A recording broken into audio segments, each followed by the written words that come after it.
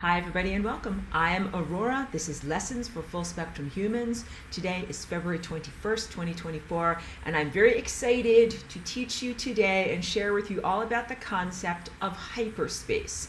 Hyperspace relates at a foundational level to the concept of what is the Flying Rainbow Lasagna. The lighting conditions today are actually pretty good. You can see the lasagna large sculpture that I have right there over my shoulder, but you can also see this one that I very consistently hold up in class, and just admitting someone to the meeting. Sorry, hold on. Sorry for that distraction. The goal of what you are learning here in this class is how to transform your energy field from this torus, or actually double torus, into this Flying Rainbow Lasagna. And me sharing with you about what is hyperspace today is part of the basic mechanics of it. This isn't even out of order in terms of the curriculum, because last week I gave you a little bit of a preview of things that will be coming later in the semester, because the spiritual development is at great levels of intensity. So I didn't want anyone to have to wait 2 or 4 or 6 weeks to be able to have that information about basically how you are Flying Rainbow Lasagna in your DNA as an aspect of this empowerment and spiritual development. So today is more software or ideas, software programs that change your hardware or your physical body. Learning about hyperspace and what this is the critical integument as to how you actually do the Flying Rainbow Lasagna. This is not just like a sit around lasagna. This is a flying lasagna where you will actually fly. So the first thing that I'm going to speak about today, we're going to talk about duality. That's the official lesson of the blah, blah, blah. Mouth did not connect to brain. The official name of this lesson is Resolving Duality with the Flying Rainbow Lasagna. And this shape at its core, or at its essence, is a shape of non-duality. So it is not a shape about the struggle of hot versus cold, up versus down, in versus out, and black versus white. This is a shape about integrity, integration, and really about creating an integration between the inside and the outside. And a lot of the definition of thing versus thing, duality in perception, or inside versus outside, has to do with your biological equipment. So we're going to begin with talking about your eyes and your eyesight, then we're going to move into a comprehension of time. We're going to teach you about how to perceive time multidimensionally, or what that viewpoint or envisionment looks and feels like, and then talk to you about hyperspace. So the first thing is, let's begin with the retinas of the actual physical eye that we have in this body. Your retinas are covered in a photosensitive layer of cells. These are your retina cells, and there's both rods and cones. And the thing that is most effective or important to know about them is that they work on contrast. So a lot of your cultural beliefs, spiritual presumptions, and cosmology, the basic story about how the world is set up.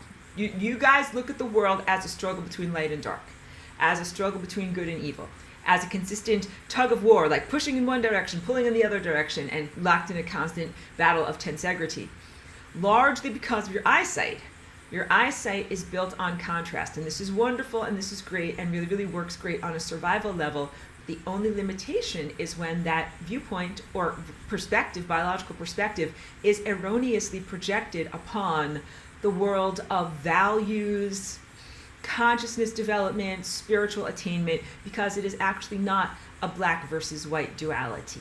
And so what I'm here to do is, again, give you those new ideas that are transformative on the level of the functionality of your body.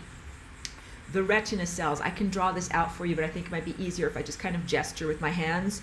So each retina cell has like a cluster of little fibers, feelers, sensors. And when one of them gets stimulated, what happens is it jumps forward. If you can imagine my little pointer sticking up above the level of the other ones, and the other ones even go down a little bit. So you have initially all of these retina cells at the same plane, within the same plane. One is not taller than the other. When one gets stimulated by light, it jumps forward and the other ones jump backwards, and then your eyesight perception system calculates how much This one is forward in terms of how bright or how stimulated that retina cell is. So what you're doing biologically is calculating the difference between this guy that got stimulated and these guys that didn't get stimulated. And that is a contrast, a comparison, thing versus thing. When we talk about duality, we're talking about thing versus thing. So as you come here as a beautiful little infant in your physical body, you're still in your diapers, you're trying to make sense of the world. And the very first thing, because at first you don't even have a way to decipher the signals that are coming to your eyesight, but you just generally sense lights and darks. And artists, visual artists, we mimic this all the time when you're working on a painting. This is me, I'm an artist, I'm working on my painting, like painting or drawing or whatever. And you do thing, and then you stop. And sometimes you even kind of, I'm getting off my treadmill, kind of stand back, and you squint. And when you do that, you simplify. You simplify out the details, and then you can just see like, oh, that thing right there is very, very bright. And then that area over there is dark. And then this is middle. And then this is kind of something over here. That's how babies look at the world. And it is part of the training of your system of perception to be able to then take the raw information that you have and put it into some form of sensible interpretation. So when you're looking at the screen over here, like your eyes are already trained, you're already in adulthood, but you can see like this edge of my face is light, and then this edge of my hair is dark. And our eyesight is trained not only on contrast but on edges, to look to edges. And we are trained also to look for faces. This is all survival mechanism stuff. And when you see this edge, light versus dark, and it's shaped kind of like a face, you pay attention to that because you've been trained and entrained in order to recognize like faces are important, people are important. So you're not as much focusing on like over here, like there's a chair underneath the desk. Like chairs and desks don't feed you and clothe you and diaper you. You don't pay attention to them as much. So this is all about how your eyes and eyesight actually work together in terms of building a picture of the world, but the picture of the world is based largely on contrast. And changing one's perception to an even higher degree allows oneself to resolve duality. So you have the biological imperative and the presumptions about how the world is created based upon those biological imperatives. But in order to move into a state, so your eyesight gives you thing versus thing and light versus dark, and then culturally and religiously and spiritually, you extrapolate those presumptions into the realm of spirituality, like angels versus devils, good versus evil, all of these imperatives. And when I'm saying this, I hope that you're never going to think like, oh, it's all just meatloaf. Aurora's saying that there's no good and there's no evil, it's all just meatloaf. No, there are very, very real qualitative differences between different types of energy. But the idea of dualistic struggle, this isn't in my notes, but my notes are really worth going into and checking it out, is really the viewpoint when you're at the level of development up here. So you know that the chakras are nested, but when they are unnested and they have their focal points going up and down your spine, this is known as Christ consciousness. It is actually a huge level of attainment, but it's not the end of your journey. At this level of looking at the world, you're seeing on an anthropomorphic level, on an anthropocentric level. Anthropomorphic means human-shaped, and anthropocentric means with the presumptive, sometimes erroneous focus on human as the center of the world.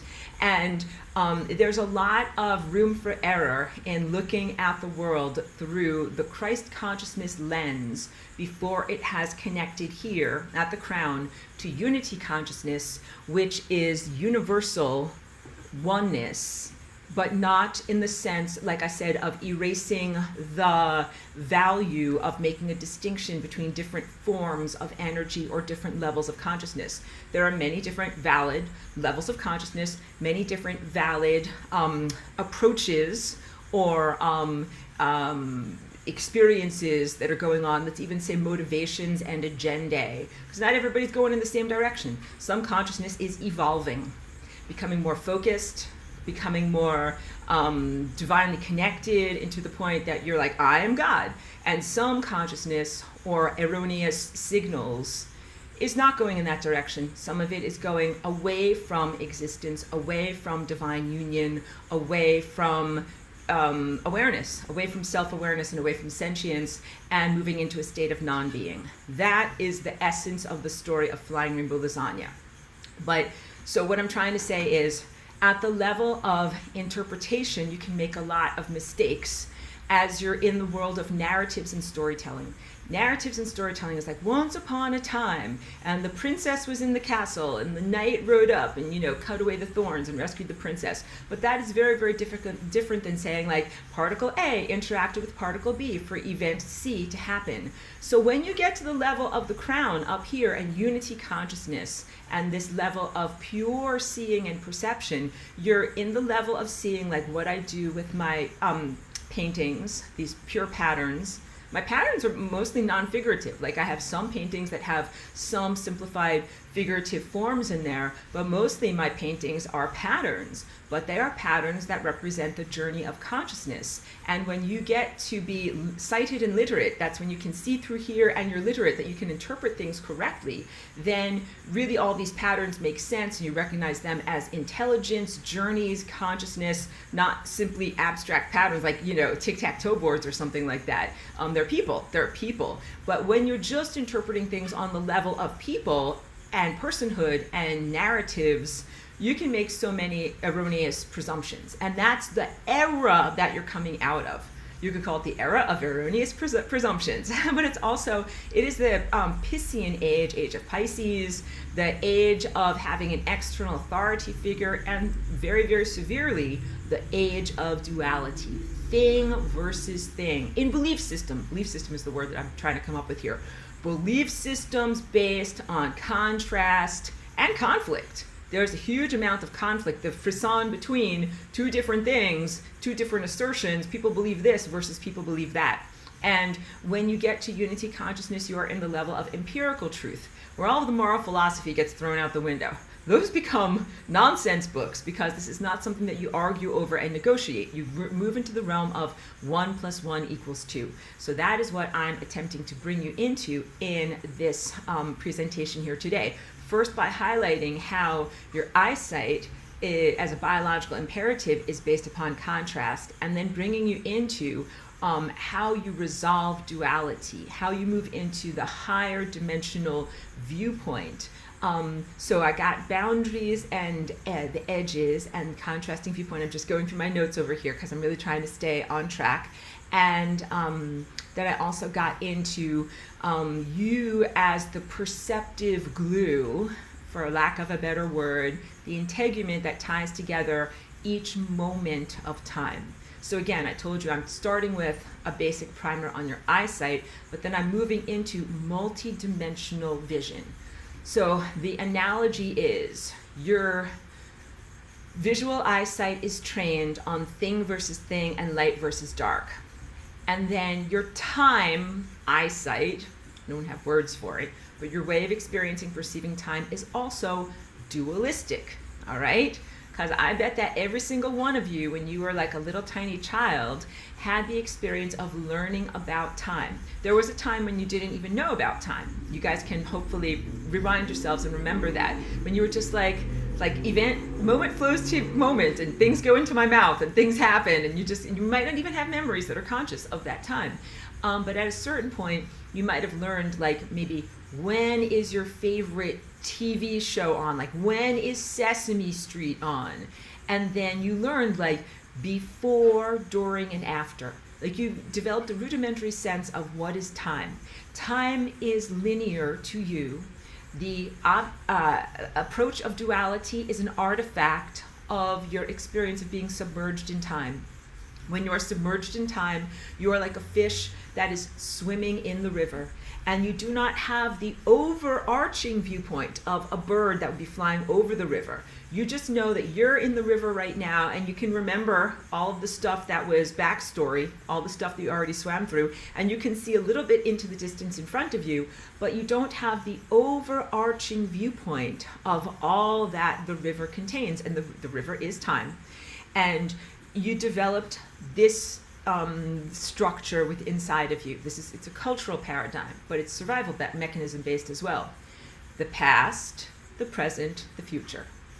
And the past and the future are in dualistic opposition in exactly the same way that the light side of my face and the dark side of my hair are in dualistic opposition. The past and the future are used as contrast objects or approaches in your perception in order to create a map of where you are in time.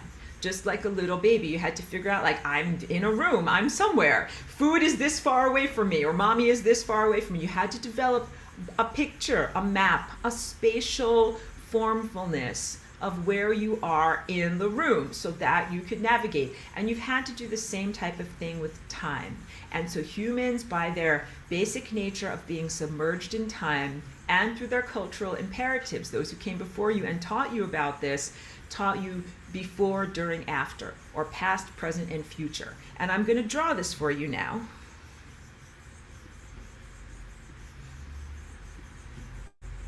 So the first thing is, make sure I've got the whiteboard going. Don't make this thing happen. And then the next thing is make this thing happen. Okay, good. Let's start off with just a simple circle, and this simple circle represents the ever-expanding bubble of time. It never works. It's never a circle. Let's try it again. This is the ever-expanding bubble of time, all right? And at the center, we'll put, culturally, your cosmology calls this the Big Bang, all right? The beginning of everything. But in this class, we call that also the 0th dimension, the origins, the source, which is also the destination, where everything comes from. And time is actually an ever expanding, multiple layers, many multiple layers. Look how hard it is for me to draw a circle. Come playing along with me at home, it'll be fun. Oh, those circles are terrible. They don't look good at all. This is really bad. Okay, good. But imagine that they're perfect circles, and that much like dropping a pebble, I hope you're laughing, into the surface of a pond, blop, plop, we drop that pebble into the surface of the pond, and ever-expanding concentric ripples radiate outward, and those concentric circles in time are actually spherical. So what we're looking at here is a cutaway slice of something that is actually spherical. And every single one of these layers represents a time. And so if we're here on this black line, and that's the moment now, all of these layers moving inward towards that dot represent the past. And then everything jumping off of this surface over here would represent the potentials of the future, except according to your present scientific level of comprehension, where I'm scribbling in yellow right now doesn't exist. This is very challenging. This is the model that your science gives you. Big Bang started it all, concentric circles rippling outward, black line is the moment now, but then there is nothing where I am scribbling. And that's actually not accurate and not actually true. That is the viewpoint of a cell within a body, like a somatic cell, that doesn't yet have the comprehension that there are actually, here's another cell, there is something outside of me, and here's another cell, there is something outside of me. So you're in a multiverse. This is one universe story of time, but you're in a multiverse, which is a multicellular, connected, overarching, metacognitive time animal. So keep that in mind. And you have developed limitation in recognizing that the past is already created, this stuff has already happened, moving in this direction, and that this is, to your viewpoint, the future, a series of potentials, which is why it is not recognized as like a place that exists yet, because what you have to do is actually move that black line. In order for you to actually exist in those places of potentials, this has to expand outward, outward, outward, and they're like, oh good, now I'm in that place of potentials. So you gotta upgrade your software to be able to really navigate and know what is going on with time. So hold on a moment, I'm going to check my notes and collect myself here.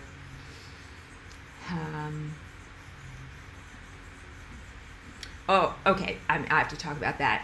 I have to talk about that, and I have to talk about that. Good. Past, present, and future as being occupying one linear timeline but not really comprehending the overarching interconnectivity of time across various timelines and across various dimensions. So when I share this yellow sculpture form and this toroidal energy field concept with you, what this really represents is the potentials of many, many, many timelines expressed outward. So when I hold up this sculpture, it is based on circles and spheres and figure eights. But what I'm going to do right now is do a analogy for you using lines and flat planes, but the lines and the flat planes are actually spheres. It's just harder to draw the spheres. So for the ease of this class, I make them into lines, okay? So the first thing is, in your eyesight, you not only have eyesight based on contrast, you have eyesight that is based upon perceiving static moments of time and then tying them together into a seamless continuum. That is called persistence of vision. So let's say that this little box over here, I'm just going to draw one box because it is a three-dimensional snapshot, like the room that you're in that moment. But then all of the rest of these I'm going to simplify, because you guys know how I cringe with my drawing tools not being so perfect. Just gonna make a bunch of squares, but the squares are actually cubes. And every single one of these cubes represents, let's say, the room that you're sitting in different moments in time. Like this is 1201, and this is 1202, and then this is 1203, 1204, 1205. I've simplified it greatly because actually these aren't just 1 minute on the clock. These are separated at the Planck length. So the Planck length, like this, how long is this? How long is this moment? It's actually 10 to the negative 35. It's very, very tiny. The Planck length is very, very tiny, and the moments of separation are very short. They are, many, many, many of them within 1 second or 1 minute, according to your clock time. And the Planck length is described and chosen for this description because it is the smallest division that you can separate and subdivide time into and still call it time. Or as I jokingly say, it is the smallest slice of cake that you can slice a piece of cake into and still call it cake. Because if you get any skinnier with this slice of cake, you don't even have molecules of cake, like you just have potentials. You just have quantum potentials, you don't even have matter anymore, okay? So these boxes over here, I liken them also to train cars because they are all lined up like a train. Each train car represents one moment of time, the smallest moment that you can possibly be occupying. And then let's say if this blue dot represents you, there you are, you're sitting on your bed, but then here you stood up, and then here you sat down again, and then here you went and got a cup of coffee. You changed position within the room that you're in, got it? And you changed position in these various contexts. And I'm sorry, I lost my train of thought. I was going really good. You jump from moment to moment. So what is actually happening in persistence of vision, you are perceiving static moments of time that you are tying together with the integument of your perception. So now I'm drawing this curly Q as integument of perception. That is meant to represent the dance of your DNA. It is also meant to represent the activity of your perception system that ties together these static moments and says, this is a smooth motion, not seeing like seeing an object up here and then seeing it down here. We don't see it first up here and then down here. We actually see it moving in a smooth gliding motion between points A and points B. That moving in a smooth gliding motion happens as a result of your perception. You add that in. Don't ever doubt yourself in terms of being a fantastic, complex, calculative supercomputer, because your perception is doing enormously complex calculations in order to experience the movement or the flow of time. You really add that to each static moment in a timeline. and you are doing it in a supra-conscious fashion, and your ego might not even claim that as something that is within your realm of empowerment, but you must expand your definition of self and claim that as your realm of empowerment, and then recognize that's an incredibly complex thing to be doing. Just like when your eye and your retina calculates the difference between which cell was stimulated and which cells were not stimulated and how bright something is, you're doing these complex calculation maneuvers all the time, and this one is perception based.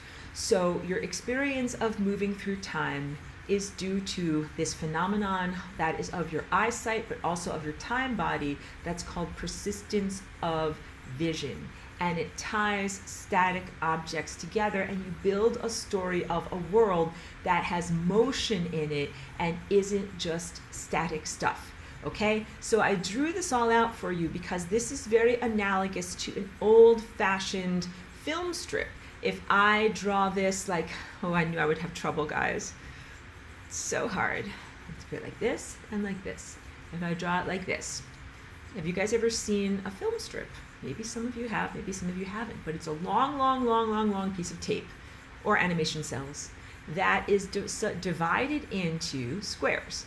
And each of those squares is an image. And it goes through an old movie projector. Movie projector has, one reel over here and one reel over here. It's drawn much better than that. And the tape goes through, and there's a lens over here. And wait, let's get a color of light. And the light shines through here and then outward into the room. And it picks up whatever's written on the tape. Picks up whatever the pictures are on here and flashes them onto the movie screen. This is old-fashioned. Even though there are, modern versions of them, many of the multiplexes still use these types of high-quality cameras with actual film strips, but many of them have converted now to digital. That's why this is considered to be moving into ancient technology here. So how do you watch a movie? I'm asking like the silliest question. Wait, I'll go back to my face because this is so silly. How do you guys watch a movie? You're like, well, Aurora, I put on my fuzzy pajamas and I get my popcorn or my snack treats and I sit down with my dog or my cat or my loved one on the couch and I press the remote control button and the movie goes. Yes, of course, but you start at the beginning, right? And then you watch each moment of the movie until you get to the end. That's how you watch a movie. And that is also how you live your life. You start off with moment 0, moment 1, when you are born. And then you move through like age 1, age 2, age 3, age 30, 40, 50, age 72, age 89, and then movie of your life is over. And you watched each moment of your life in order. And the simple practicality of navigating time is like, okay, I'm gonna have to go through this in order, and you developed a linear sense of time, just like the sense of comprehending your visual field as a place of contrast. You contrast in your mind the past versus the future. The past, what has already come versus the potentials of the future. You develop a mind map that is based upon the experience of being submerged in linear time.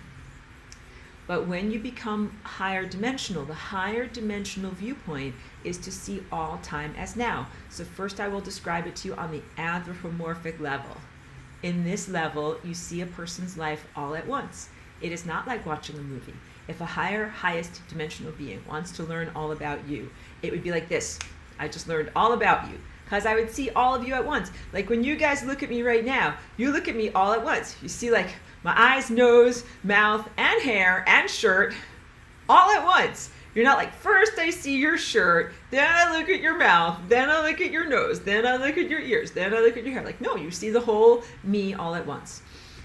That is how the highest dimensional viewpoint is when you perceive an entire person's life.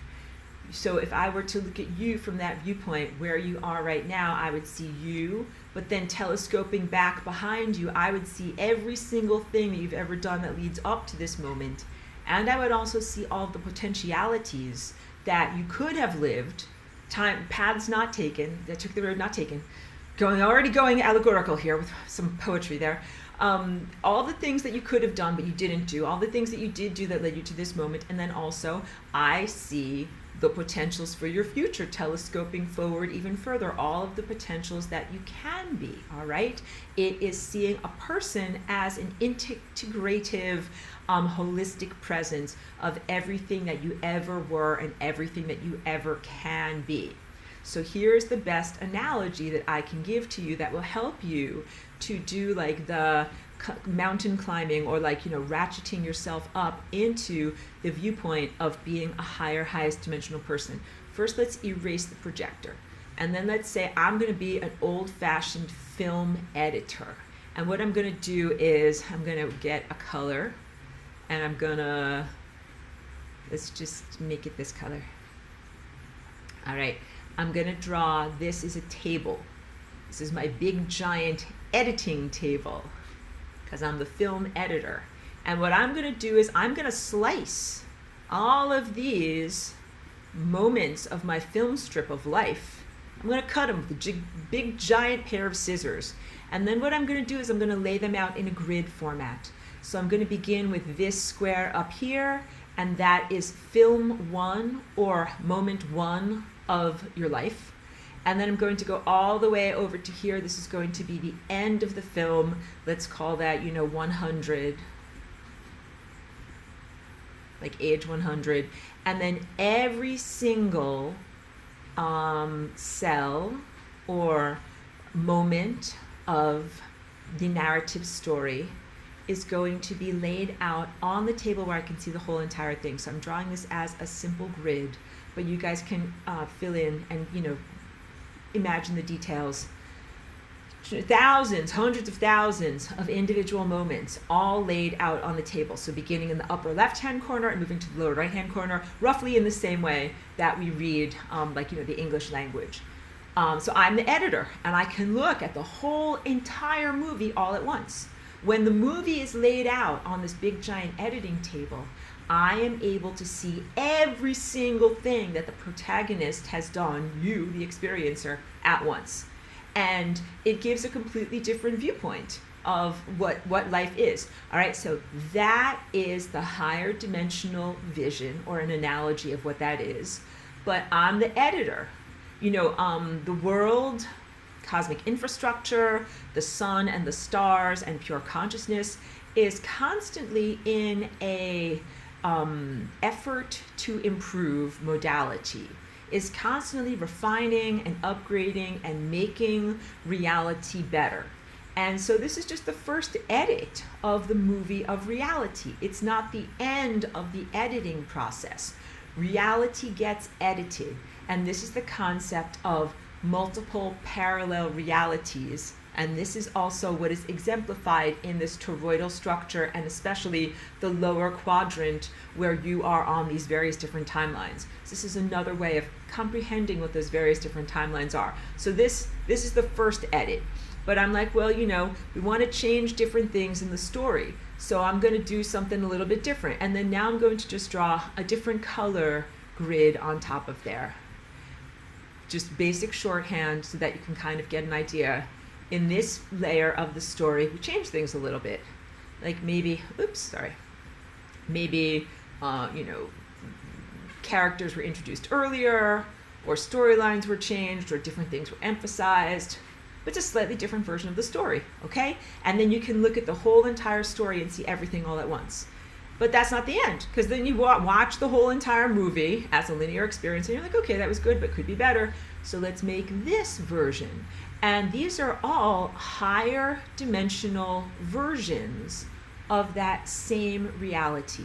So now, as you're looking at all of this, my drawing is becoming very messy and very complex, but you could imagine what it would be like to look at a time cube that is made up of many, many, many of these time planes that are all covered with the all time is now perception of all moments of an organism's life. And be able to see the various changes, and you can begin to make contrasts and notice patterns that are a part of the comparison of the protagonist to the protagonist's self. Like in one layer of reality, you know, you learn to ride a bike at age 5. On another layer of reality, you learn to ride a bike at age 15. And there were different levels of causality. Different things happened as a result. Or meeting the love of your life at age 15 or meeting the love of your life at age 30, and the different branching reality structures that happen as a result of that. And when I'm looking at a person from the highest dimensional viewpoint, I'm not even just looking at, let's say, the green layer of your life or the blue layer of your life. I'm looking at all the layers of your life.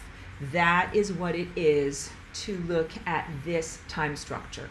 You are looking at, when you look at this torus, go back to my face here, you're looking at the entirety of a person's experience and life potentials, all of the different ways that their life has been changed, upgraded, refined, and edited through either contextual changes and shifts, that would be like the scriptwriter and the director change things, or from protagonist changes and shifts, because you get to change and shift things throughout your life as well. So these are I'm faltered because I was pulling out my notes again. These are multifaceted viewpoints of who a person is, of who your characteristics, who you really are as a person. What are your real characteristics? What are your real tendencies? What is your true face? How do you really act in the world? And so just one layer, one editing of your movie doesn't even really show that very perfectly and effectively. But the entirety, the holistic presence of all of these possibilities of who you are add up to the real picture of your face, the real masterpiece. I've spoken about doing Flying Rainbow Lasagne as being analogous to an old-fashioned oil painting. So now we're in art class, everyone. How do you do a traditional classical Renaissance oil painting? And the answer is you begin in a pencil sketch or with some charcoal, and then you work in glazes, which are highly diluted washes of paint. And here's my paintbrush. Here, wait. You guys didn't know my pointer is actually a paintbrush. And so if I'm painting, what I do in the beginning is just lay in lights and darks, lights and darks, lights and darks, lights and darks. And it doesn't even have to be the right color. Sometimes the underpainting is totally even the wrong color. And then you refine it. You let it dry, you come back the next day and you're like, okay, this part's a little bit red. Okay, this part's a little bit blue. And you just kind of block in colors, light glazes. And then you let it dry and you come back and you add another layer. And it's through the adding of many, many multiple layers that the true face of your subject matter comes forward, even in the sense of like how to mimic skin color, what you do is you paint like a red underlayer, an orange underlayer, a yellow underlayer, then you put some white on top, then you put some other colors on top, that because that's how your skin is actually structured. You actually have like, you know, layers of fat that's yellow and layers of blood that are red or blue, and then other layers of, you know, melanin that are on top of that. So you have all of these layers that add up to a convincing flesh tone. And in painting, the geniuses of the Renaissance learned how to mimic biological layers. You are made up of time layers as well. You're made up of many, many multiple potentials and versions or iterations of who you can be. And an iteration is like a possible combination. And then this entire shape is like the entire time crystal. It's the entire combination of all layers of who you are in the actual shape, but there's one layer or one viewpoint of the shape that is the critical layer of the real you, and that's, I always place this going up the central core there, your central core timeline, your path of least likelihood. That is the most refined vision of who you are, the most refined version of who you are as a person, as your personality characteristics, and, you know, as a consciousness. And that is like the snapshot. That is the totality of you. So I also use Photoshop as an example. I use Photoshop all the time in my earthly artwork world. And when you do that, you do all these different layers. You do all layers, layers, layers. You can do as many digital layers as you want. But then in the end, if you want to actually turn it into like a dress or a t-shirt or whatever, a poster or something like that, you have to flatten the image, which means that you kind of condense down all of those layers into one picture. And then you can put that one picture, like I said, like on a t-shirt or on a poster. And so that path of least likelihood is the condensed image of the culmination and combination of all of the work that you've done, all of the learning, all of the experience, and all of your spiritual striving for attainment. That is the final snapshot. That's the keeper. That's what you actually save. So when I do Photoshop also, I save drafts, because you're like working on stuff and you're like, I better save this in case the electricity goes out. I don't want to lose all of my important stuff that I'm doing while I'm making, like, whatever, a broccoli advertisement or something like that. Buy my broccoli. But what you want to do is save those as drafts. And then when you get to the final picture and everything looks perfect, then you're like, now I press save on the entire file. Now I render it into a shareable format, which is like a JPEG. Now I put it on a t-shirt or send it out as a poster. And that's you as an ascended master. You as the occupier of the path of least likelihood. What you have done is distilled the essence of your experience into that one highly edited, highly perfected version of time. And then that becomes the true face of you. Okay, so that's the beginning of your jump into a multidimensional existence. To comprehend that right now you have a linear sense of time because you're a fish that is submerged in time, and you've created this causality structure of past, present, future. And your past brings you to your present, and then also your present brings you to your future. That's causality. And stuff that happened in the past makes stuff happen in the future. You even look at this as like a propagation wave, something that propagates forward from where you are right now. Plant a seed now, then propagate forward. You will have a garden in the summertime. That seed will actually sprout, okay? But now we have to talk about how this relates to this, how this set of causality structures and multi-layered time experience relates to the Flying Rainbow Lasagne. So I said many times that if you take this torus shape and you oscillate it into a higher dimension, you end up with the lasagna. Let's go into details about exactly what that is and exactly how that is exemplified. There's a question in the chat. Pardon me. Thank you so much for being here, even for a moment, Marie. Really appreciate you. Okay, so wait, let me drink a little bit of water. It's a marathon.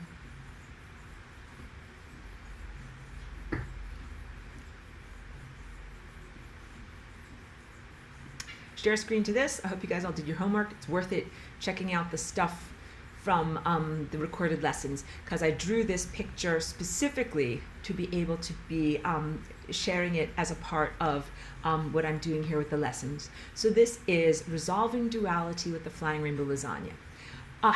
So the first thing I have to do is, before we even go lasagna, let's just take this simple color, and I'm just going to draw this like I drew before, the Big Bang. That is the super stretchy fabric of reality that is also known as the moment now, and that represents the present, or I would call it like the time horizon. Let's say it's a bubble, all right? Time bubble. And then here I'm going to draw a little ant. If you guys have been in my class, you're like, oh, the little ant, I know this one. Okay, here's the little ant, and then here's his little tiny legs and his little tiny antenna. And that little ant lives on the inside of the bubble and can only walk around on the inside surface of that bubble. And then here's this little ant over here. And this little ant, here's his little antenna sticking up, he lives on the outside of the bubble. And the little ant that lives on the inside of the bubble is totally discrete from the little ant that lives on the outside of the bubble. And these two guys can essentially never meet, never have a conversation. In linear time causality, the you of the past cannot speak with and interact with the you of the future. And there's huge limits there. These are some of the innate limitations that are involved with the cosmology structure known as the Big Bang that humanity must evolve past in order to become multidimensional time experiencers. So in this transformation, you're not allowed to cut the bubble. Oh, wait a second here, guys. Just press pause on that because Master Cheeky just woke up. Master Cheeky just woke up, and we definitely have to host Cheeky. This is Cheeky Toys. Cheeky, I'm teaching everyone about multidimensionality, so just have a little hug over here. And then don't worry, guys, I have bribes all prepared for her, okay? Do I have bribes? Let's get bribes. Okay, they're right here. I didn't even pause the recording. Bribes are right here. Here we go. Here we go. Here we go. We got it.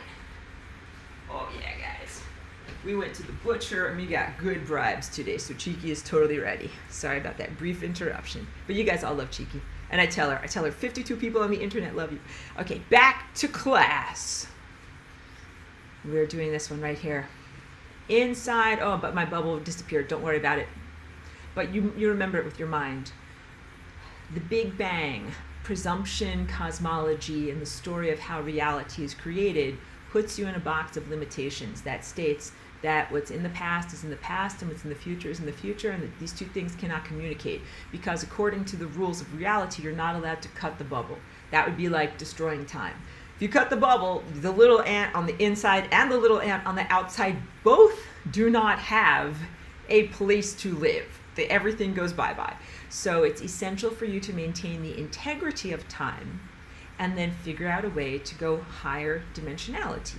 And the answer to that is hyperspace, the room that contains the room.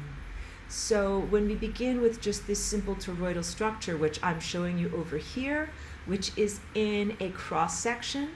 So this is just like my yellow sculpture. This is a cross section, like I took a big giant saw and I sawed down the middle of my sculpture.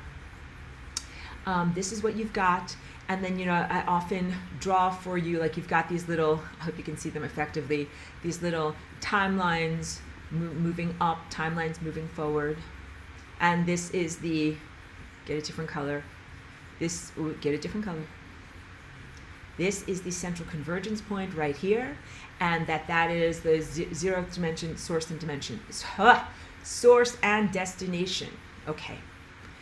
This entire structure and also the implied other two vortices is created by time symmetry, and that is the stretching of the fabric of that bubble of reality, but not cutting it. So if you can imagine a vector, a line of force that goes in this direction, like a big giant finger, that dimples and presses inward that stretchy fabric. And at the same time, there's one that comes from this direction here and travels in this direction. And that those are two perfectly balanced forces. They both represent singularity. So wait. That is singularity. Let's get a different color so I can really emphasize this.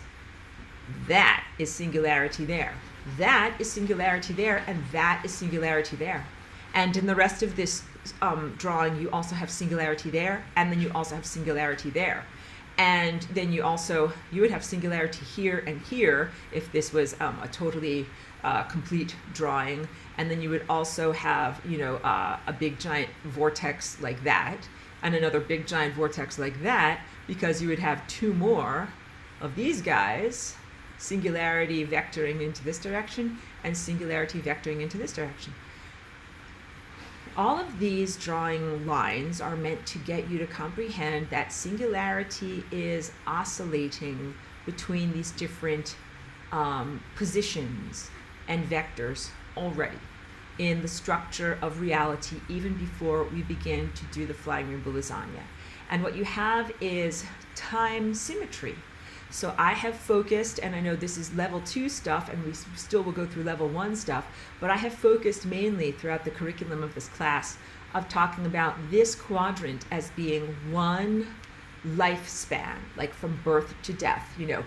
Year 0 is over here, and year 100 is up here. But then you're like, well, wait, Aurora, what about all this other stuff where I'm scribbling? What about that? The answer is that is also you, but a different incarnation, a different discrete life. That is your mirror. Let's draw it up here.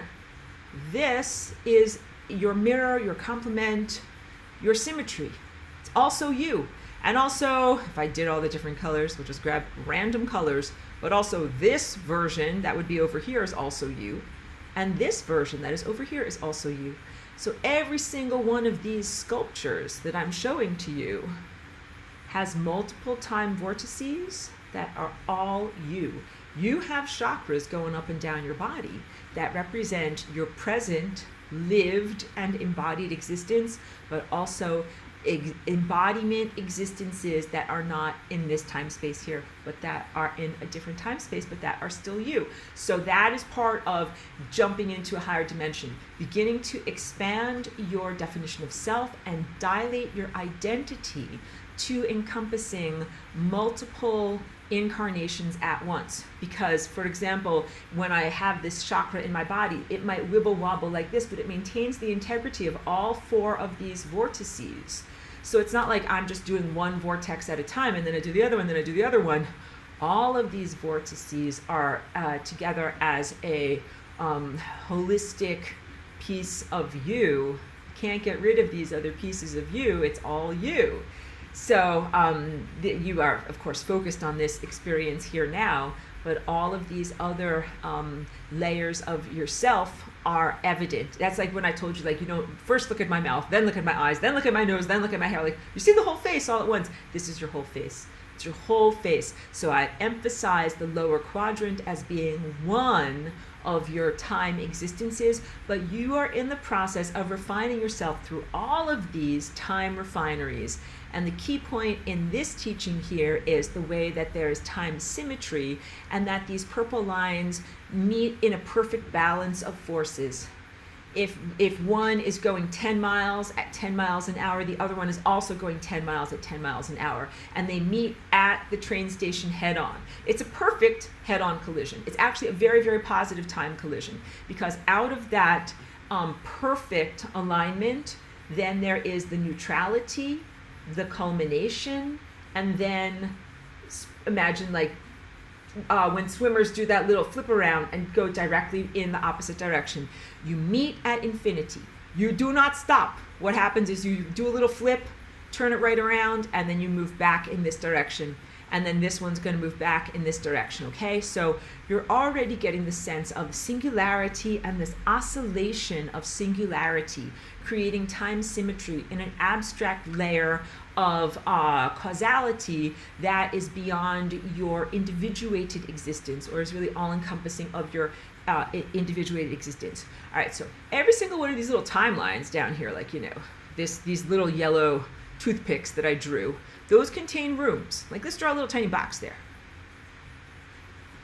Here's a little tiny, that's the room that you're sitting in right now. It's on one of those timelines, and, oops, sorry, you can tell weird things just happened.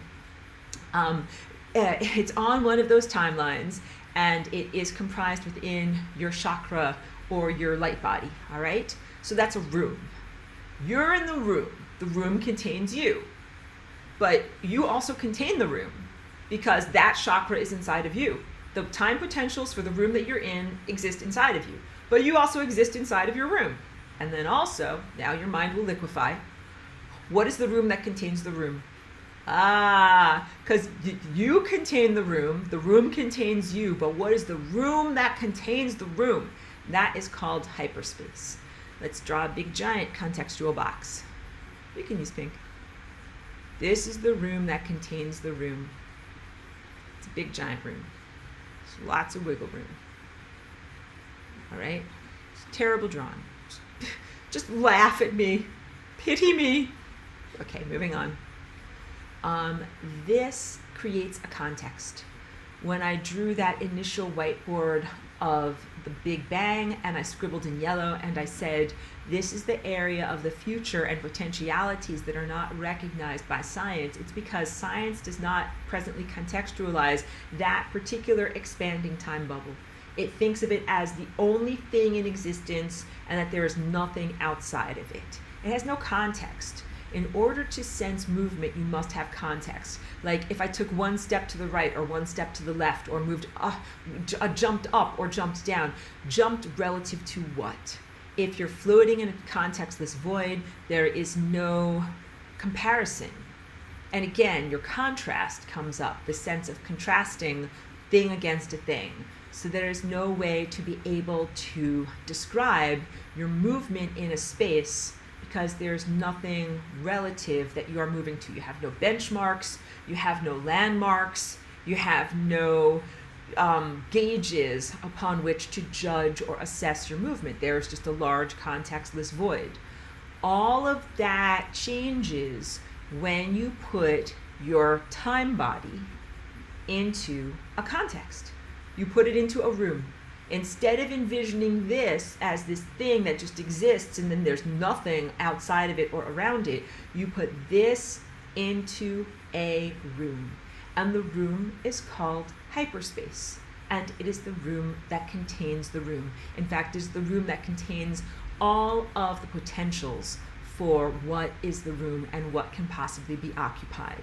And then how you Flying Rainbow Lasagne in that context is you are able to move this entire time shape that you are relative to the room. So as we just drew that on the screen, you could imagine that there's, a pink line down here, here, here, here. Imagine that this is in the box. That's the room. So we just put this into a room.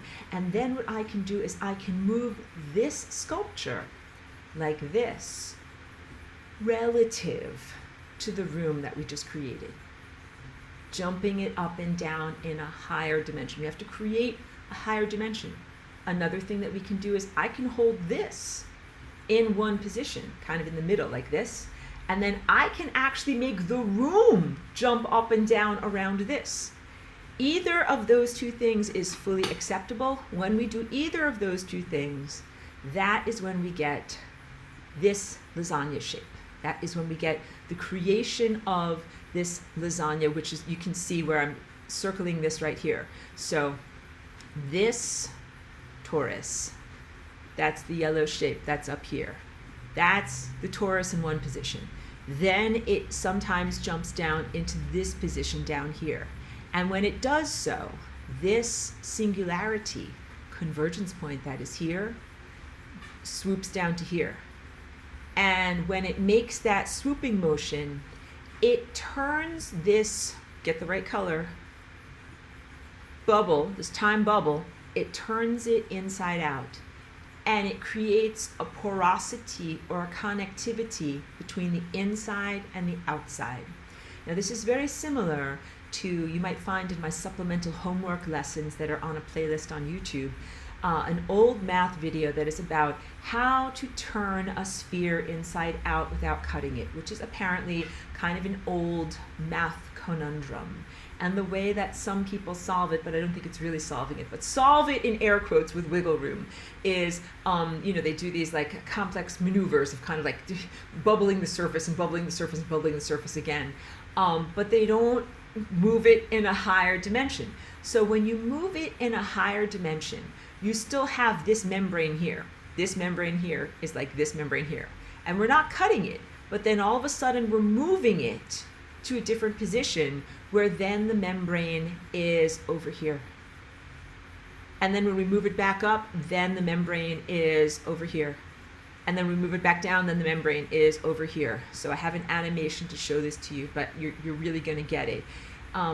It is the motion of your time presence that makes it so that at a portion of the lasagna is created, these upward facing swooping shapes, when the entire chakra system is in the upward position, and then a portion of them are created when the chakra is in the lower position.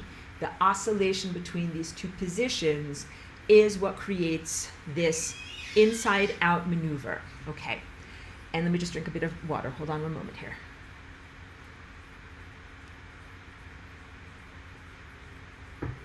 The inside out maneuver is very fateful, hugely important, because it represents the blending of two different levels of reality, both of which are you, your past and your future. And this is how you can not only communicate with your future, but receive very, very real inspiration, uplift, information, critical integuments, things that are pro-survival. This is me. Wait, hold on a second. Go back to my face. This is me pretending to be you. Like, why do I even have to do all this difficult jumping into a higher dimension? I'm skeptical, giving you side eye. This all seems very hard, and it involves math. Why should I even bother doing this? Because when you jump into a higher dimension and render that barrier between the past and the future permeable, or it becomes a moot, it's no longer a barrier, it becomes a connector, then you can get information from your future self about how to do things, like survive. Like not only survive, but thrive. But let's say you're like faced with a seemingly impossible problem or some kind of a disease. Connect with the version of yourself in the future that has the solution to the seemingly unsolvable problem or to the perilous disease. And then you have that information so that you can become that person. That is the version of you in the future that can then help the version of you in the past. This becomes a different level of causality. Not the causality where it is unidirectional, the past radiating forward into the future. I planted a seed and then it became a tomato plant in the summertime. That is valid, but let's say you're like, I want to have tomatoes to survive, so what I'm going to do is connect with myself in the future to find out what fertilizers do I have to put down and what other things, is there going to be a big storm? Do I need to prepare drainage? Will we have a flood? Will we have a drought? Get all that information from the version of you in the future so that you can care for your tomato garden the most effectively, so that you actually get tomatoes, so that you actually can eat them, so that you actually can stay alive and survive. It is hugely pro-survival to be able to talk to yourself in the future. So yourself in the future not only contains all of the attainment and wisdom of everything that you've needed that you've learned up until that point. It does contain critical aspects of like how to survive. It becomes an inevitability. You're like, this is you in the future. You're like, look, if I'm going to be me right now, if I want to get to be this point, I have to go back in time and tell myself to fertilize those tomatoes, because otherwise they are not going to grow. Or like put up a shelter because squirrels will eat them. Do something to protect your garden from the infamous evil squirrels that want to eat your garden. I don't know if you guys ever had to deal with squirrels, but they are very hungry, and they will steal your garden tomatoes, and then they will run away, and then they will eat them while you're watching and laugh at you. This has happened to me. You need to become that version of you in the future, and then the version of you in the future must have an interactivity with your past in order to make sure that the you of the past gets the information and guidance that you actually need to become that version of you in the future. Now you can comprehend what retrocausality is. Actually, that's not the purest sense of retrocausality. A different sense of multidimensional causality, as your future self must interact with your past self in order for your future self to exist. So retrocausality technically means that if I do something right now, like if I wear a blue shirt right now, that it radiates backward into my past and changes things that are back there. That is similar but not exactly to what I'm saying. Oh wait, wait. Joyce says, I dare anyone to draw while walking. I say, great drawing, Professor. Oh, thank you for that beautiful confirmation of and encouragement. No, usually I'm a very, very good artist, and I can definitely draw a straight line and a circle, and I can even do it while I'm walking slowly on a treadmill. Just these silly electronic pens, they don't really work quite properly. I really have to, everybody call up Zoom. You have a Zoom campaign in Aurora's favor. They get these drawing tools to work a lot better. Okay, so back to, this is the time bubble. This is the outside inside of the time bubble, and this is the inside of the time bubble. I didn't say it right. This is the outside of the time bubble, where you are technically alive, and then this is the inside of the time bubble, where you are technically not alive. I didn't want to be too confusing, that's why I faltered in that moment also. But this is the little ant. The little ant that is here, where you are in your life. does not connect with and talk with the little ant that is here in the orange football shape of my other sculpture. They live in two different worlds, two separate worlds. So basically, to speak about this correctly with words, in order for you to connect effectively with your future self and receive all the information and encouragement and enlightenment that you need to become that version of yourself, you can Flying Rainbow Lasagne. And when you do that, this shape, the outside becomes the inside and the inside becomes the outside. So in this shape, I define outside as any surface that is pointing to the room that we're in, hyperspace. And inside is any surface that is pointing inward to the sculpture itself. So this surface points outward into the room. This is the outside. This surface, can't see, this surface points inward to the sculpture itself. And it is the inside. This pen now represents a little ant. And the little ant is walking along the outside of my sculpture, and then, boom, now it is walking along, I hope you can see lighting conditions changed, on the inside of my sculpture. And then now it is walking on the outside of my sculpture. The inside becomes the outside, and the outside becomes the inside. This is the future, this is the past. The future becomes the past, and the past becomes the future. You become part of a seamless integration and a continuum of time. So again, this class was all about, I'm just going to mute you, not because I don't love you, just because you can tell the audio gives a problem if I don't do that. Contrast. You're like, I'm a little baby, I need to learn how to see. I see light versus dark. Then I learn about time, past versus future. Now I'm stuck in this Big Bang straitjacket. How can I get out of this? I can't even talk to a future that doesn't exist. And the answer is you go into hyperspace. You conceive of a higher dimensional reality structure. You oscillate yourself in that higher dimensional reality structure. And in so doing, your inside and your outside become communicative. I want to talk about the experience of that. But first, I want to draw your attention to the basic form, the formalism of this sculpture. Everything is stuck together at the level of red. This is where all of, like, I didn't weld this, but like if you were welding a sculpture or gluing it, this is where the glue goes. There is no glue here. There is literally no connection. You can hear that. There is empty space. That is empty space. There's nothingness there. So the little ant doesn't walk along on this orange level and then go across here. There is a Grand Canyon. It can't get to there. Red is the layer of physicality. And we've done this in the very, very beginning of this semester.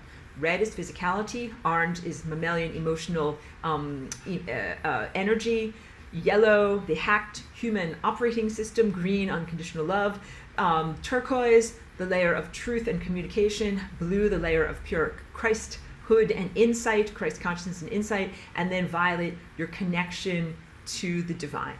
In this sculpture, it really represents accurately that the only two places where the little ant of the past and the future really can come together and interact is in the layer of red, which is physicality, and the layer of violet, which is the highest layer of what you can be and still be considered in the human octave. It's your connection to divinity. In these two places, you're the source, infinity, which is the house where everybody lives, that is where you can connect with and interact with all sorts of divergent consciousnesses, forces, emotions, stuff, junk, and everything. And then you can also connect with and interact with stuff, junk, and emotions and everything in the layer of the physicality. But all of the rest of these places, you don't connect effectively with all of the other participants directly. So your emotions, in order for you to have an emotional experience, it goes through your physicality body. In order for you to have an unconditional love experience, it goes through your physicality body. Now you're starting to recognize why the physicality body is so incredibly valuable, because if you don't have a physicality body, like the physical body is the stage, or arena is a better word because it's not like a fake play. But the arena where all these vectors and forces and emotional energies and experiencers and organisms interact. It's an incredible opportunity to be in the physical realm. So, there's all sorts of levels of escapism. There's depression, self-destruction escapism, get me out of here because life is so bad. There's new age escapism, or spiritual attainment escapism, which is like being in matter is itself a prison. Being free of the material existence is where it's at. Attain non-existence as a form of spiritual freedom. But I'm like, no! Elevate the physical. Elevate the physical, because physical real estate and the capacity to be in physical embodiment is such an amazing opportunity. This is the place where all of these experiences are played out. It is the realm of experience. And then, of course, there is the 0th dimension, which is the convergence point, the center of the sculpture, the place where everybody lives, the place where everything comes from and goes to. That is also a place of overlapping everythingness, but it is not necessarily experienced. So a lot of things are there in the form of potentials, but not experienced. And I talked about last week the stuff that is non-being, the stuff that isn't, the un-be that doesn't exist, and it doesn't exist at singularity. But you will not be interacting with the un-be that doesn't exist. It is in a radically different state and moving at a radically different speed, so you are not interactive with it. So, like, basically what I'm trying to say is, synopsis, if you want to interact with stuff, like, get a body, come into existence, be physical, and have a physical form. It becomes an incredible attainment to have a physical form. And then it's not truthful that the innate nature of being in physicality is suffering or degradation. This is, the premise of Buddhism, that, existence is suffering, and also a lot of the Gnosticism of the ancient Essenes, like of the Middle East, that area. They were like, materiality is itself a prison. This is me being over dramatic. Materiality itself is a prison, and we must escape the material matter in order to be free. And I'm like, no. What you need to do is lasagna. You need to lasagna with your spiritual material matter and be free. And this is the combination of spirit and matter. When I talk about the inside combining with the outside, now on the experienced anthropomorphic level, here's what I'm talking about. Traditionally, this is also neurological. We have defined the inside as your realm of all that cannot be measured with the 5 senses.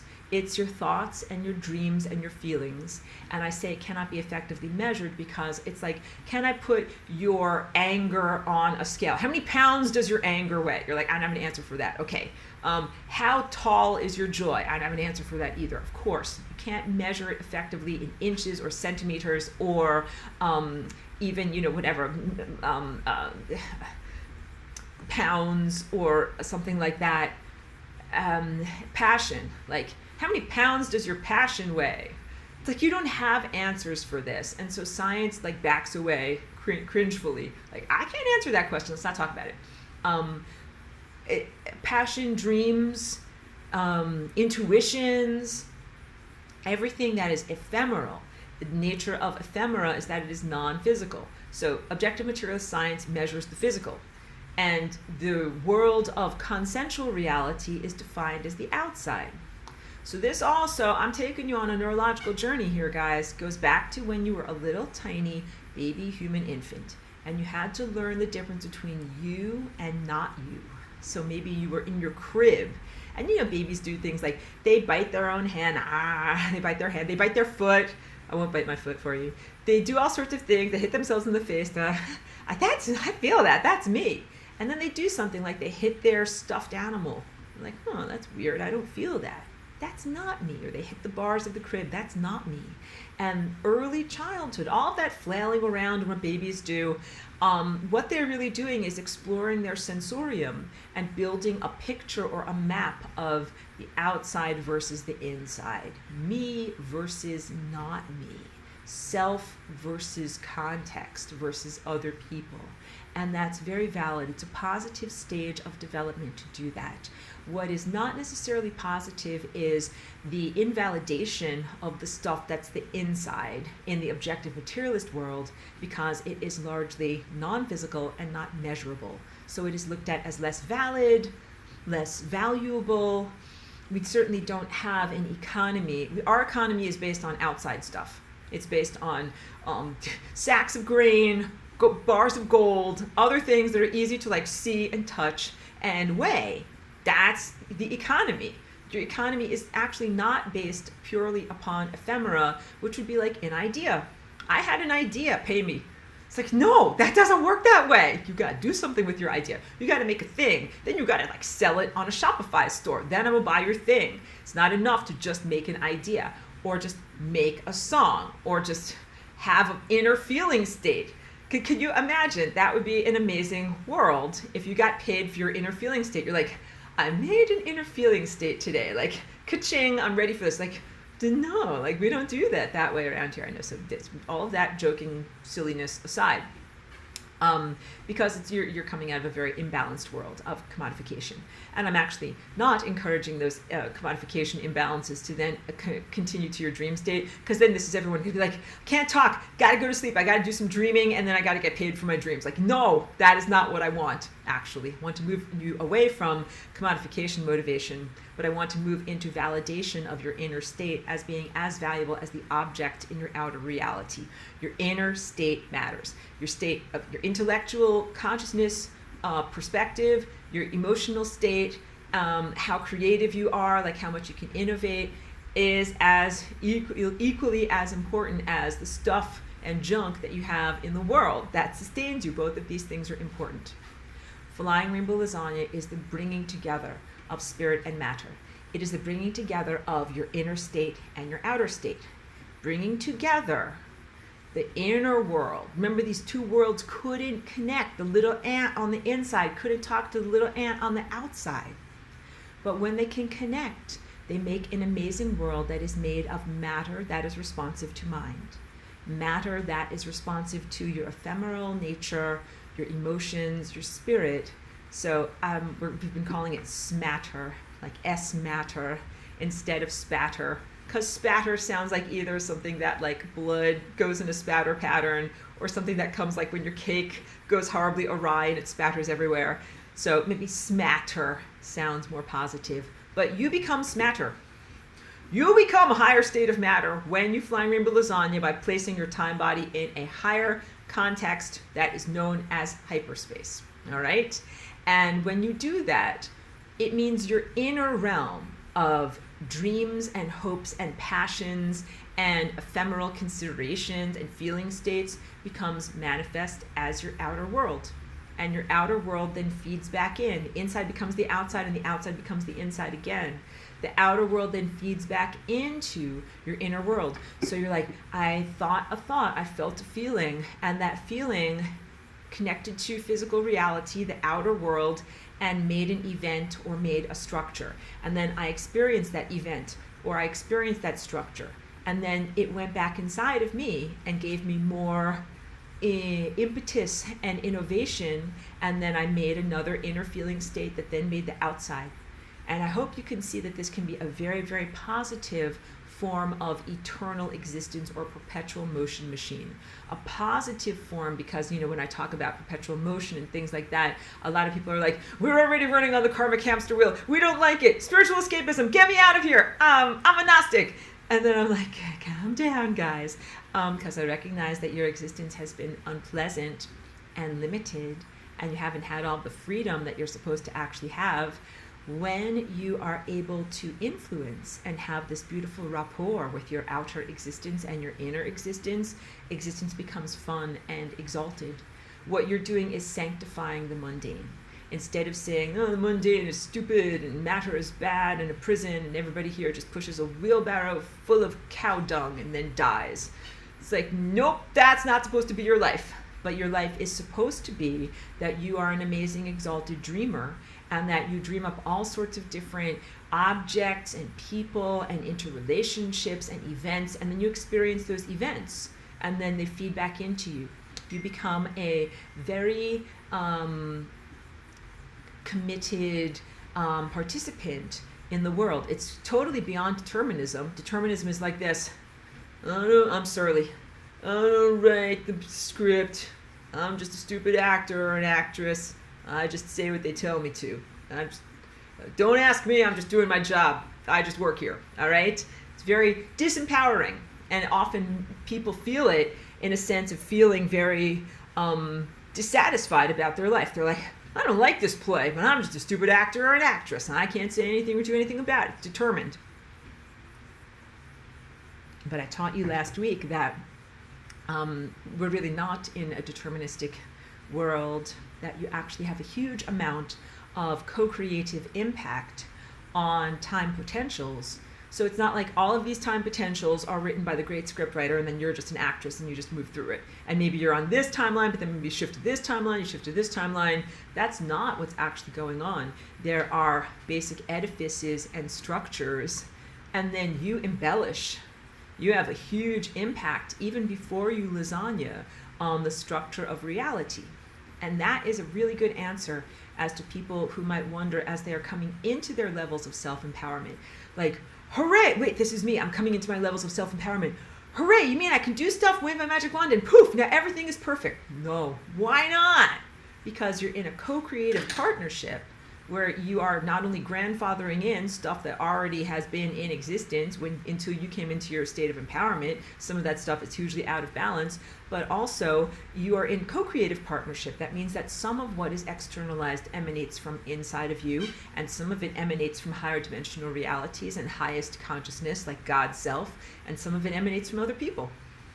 And that means that you can poof with your magic wand a lot of things, but it requires a lot of magic wanding. This is not very good language. I'm sorry, I'm so slangy today. You're part of consensual reality that is a larger art project that many, many artists are working upon. And you have an influence on that art project, but not total control. Of course, I would presume everyone in my class is a lovely, amazing person. If you got total control, you'd be like, poof!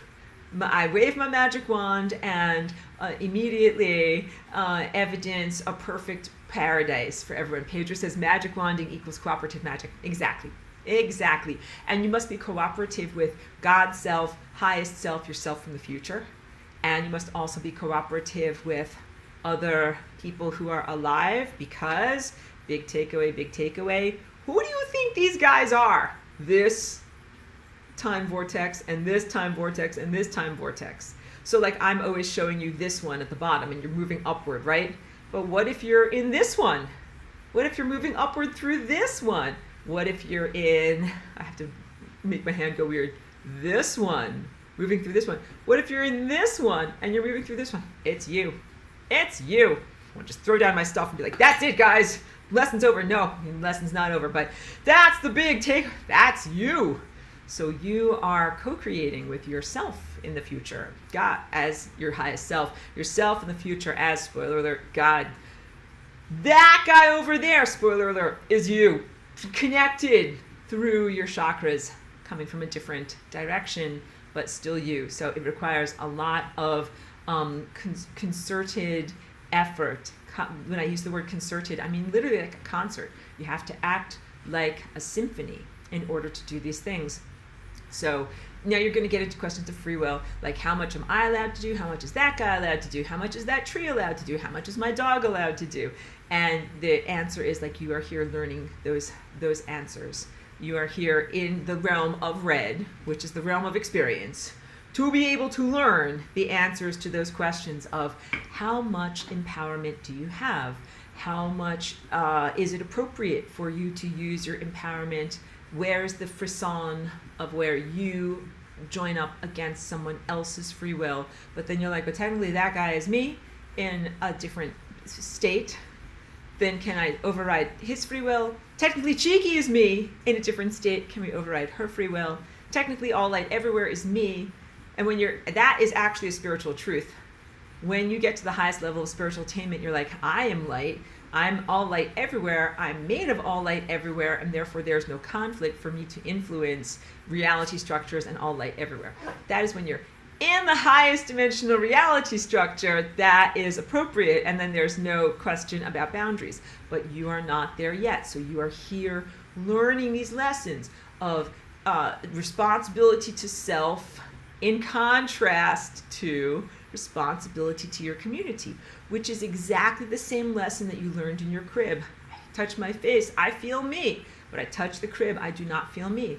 I touch me, I feel me. I touch this other person, I do not feel me. But then now you have an intellectual integument that says that I'm actually touching myself. My dog is myself. My community is myself. There is actually a distinction to be made, but the boundary becomes porous. So now we have to get into this, and I'll get to your question. When you Flying Rainbow Lasagna, turn the inside into the outside and the outside into the inside, what you are doing is taking something that was a boundary, that was a limiter, that said this stuff is over here and then this stuff is over here, and these two little ants never touch and never meet. And you make it possible for them to touch and meet, but not in random or arbitrary or uncontrolled or chaotic patterns, in very, very specific patterns. I would love for you to call them lasagna patterns, but more accurately, they are divine and accurate patterns. These are patterns that are part of the harmonic infrastructure of the entire cosmos. So when I generated and created and conceived of the Flying Rainbow Lasagna, I didn't do it in order to negate cosmic law. Cosmic law is like all of the math that holds everything together.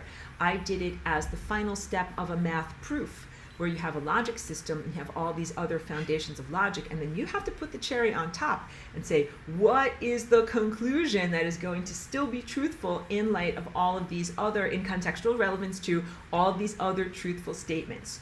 So Flying Rainbow Lasagna is a way to be able to rearrange reality. Like I spoke last week about how you're oscillating and you're rearranging your DNA structure. Your DNA is connected to time. This is time. And when you put this in a higher dimensional reality and hyperspace, you jump it up and down. Yes, your DNA is moving. Yes, you're influencing time structures in reality that you can experience. And they're not random. So we're not just moving in random patterns or wild gyrations or oscillations. They're very, very controlled and accurate movements. So if I say, boundaries are bye-bye now. Like now that the Flying Rainbow Lasagna is invented, all boundaries go bye-bye. That's actually not that positive, although it does relate to your evolutionary journey as a biological structure. One-celled organisms from mycoplasma. Hold on one moment. Before I jump onto one-celled organisms, I have to give a lovely credit to this joke that Pedro tells in the chat, because this is about being all of these different various time vortexes tied up into your chakras. He says, no wonder I'm tired, I'm everywhere. Da-da-da, ba-dum-bum. Don't forget to tip your waitress. Thank you for the comedy hour. But we love lightheartedness. So before the cell wall was invented, you just had a bunch of biological goop, that's known as like plasma. Like it's biological plasma. It's just a bunch of like chemicals and neurotransmitters and tendrils and stuff, and it's alive, but it's just like a big puddle, a big giant non-differentiated puddle of life. And then through the process of evolutionary biology, the cell wall was created. The inside became different than the outside. The inside of the cell has a different level, different saturations of chemicals, and different responsibility to itself. Then that was the beginning. I joke about that. I'm looking out for number one. I'm a cell. I'm a one-celled animal. I only got to care about me. I don't got to care about the rest of you. And then to become who and what you are in this moment, it was necessary to become a multicellular organism, where you're like, I'm me, and I care about me, but I'm also caring about you because you're connected to me, because we're part of this big, giant, larger body that's known as Aurora. And so we have to respect and care for one another. So in my body, it would not be healthful or bring me towards longevity and coherence to simply dissolve all of my cell membranes. That would not make me alive. That would make me very, very dead. All right, so we don't want to just take away all boundaries. That would also be like saying, I'm tired of having the boundaries known as my house. Like, let's get rid of all walls, all ceilings, and all floors. You're like, that means you have no house. That means you have no house. Exactly. You don't want to get rid of your house. You want to have your house. But you want to have your house, but with greater connectivity between the inside and the outside. You want to have effective reduction of boundaries. This has to do with your past and your future. Should you just have one big giant puddle of you? One giant time puddle. So no, you should not have a giant time puddle. You should have very, very specific exit and entry points where past and future selves connect, come together, share information, and then have closure, like close portals. You should have opening of portals, connectivity, information is shared and exchanged, and then you should have closing of portals. That's a huge part of the artistry and excellence and accuracy of doing the Flying Rainbow Lasagne. It's not just, like, this is a huge achievement, to be able to comprehend what is hyperspace, to be able to jump into hyperspace, to be able to get aspects of yourself to move in that hyperspace context. That is big stuff, but you can't just move in random patterns. You are supposed to move in very, very specific selective patterns. And those selective patterns are the next chapter of complexity of what can be done with this harmonic language that was really invented by the super genius known as God. And so Flying Rainbow Lasagne is my contribution to the music that has already been written, to all of the amazing stuff that's already been created and established as part of reality structure.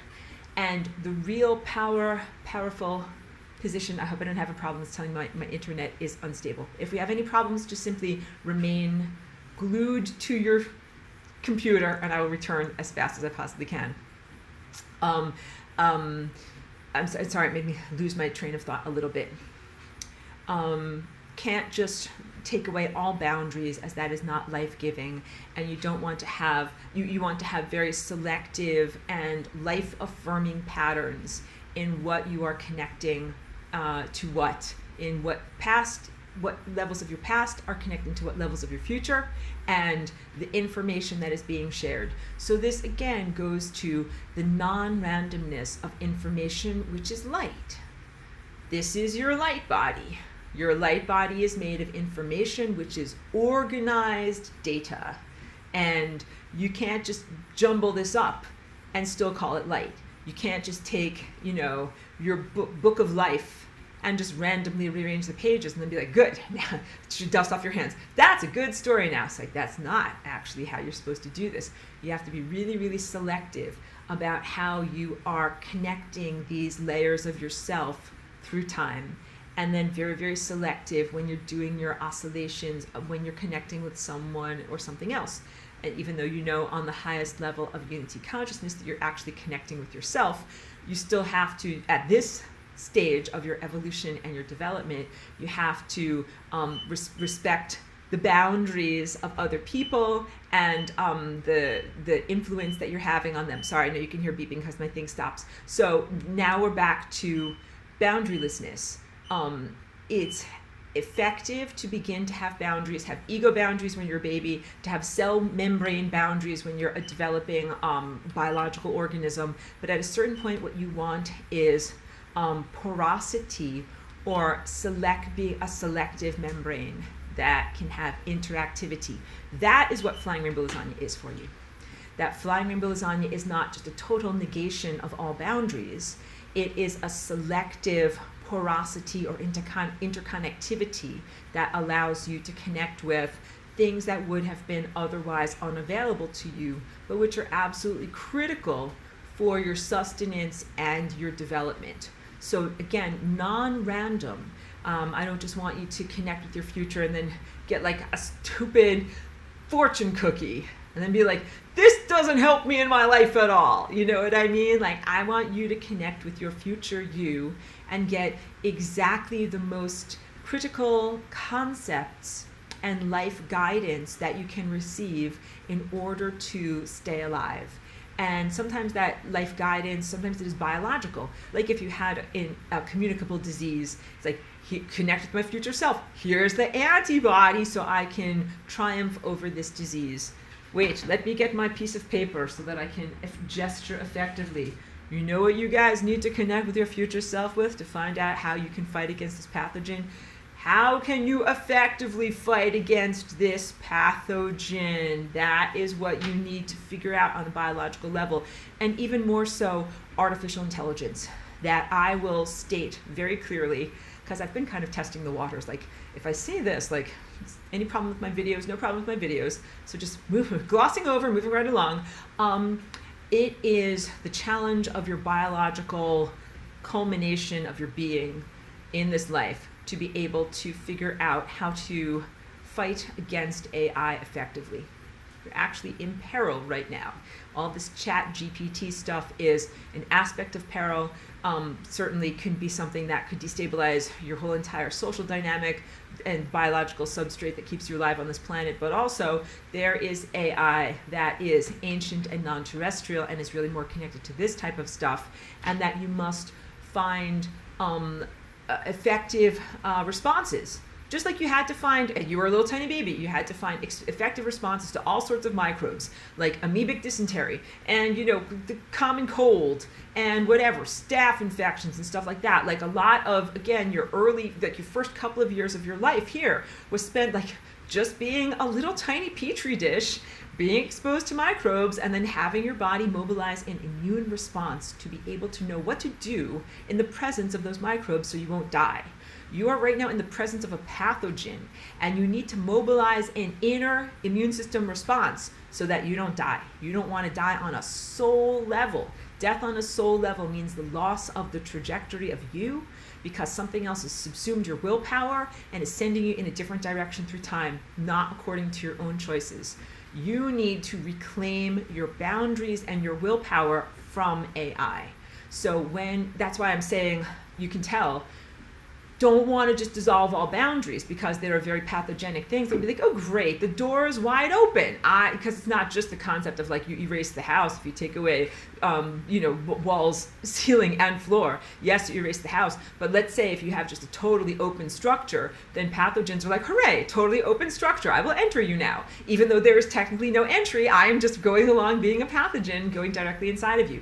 So having doorways and portals that are very selective is what you need to learn. And it's actually, I stopped in a moment there, I hope you could sense my hesitation. It's not that you have to learn, you actually have to reawaken this dormancy inside of you.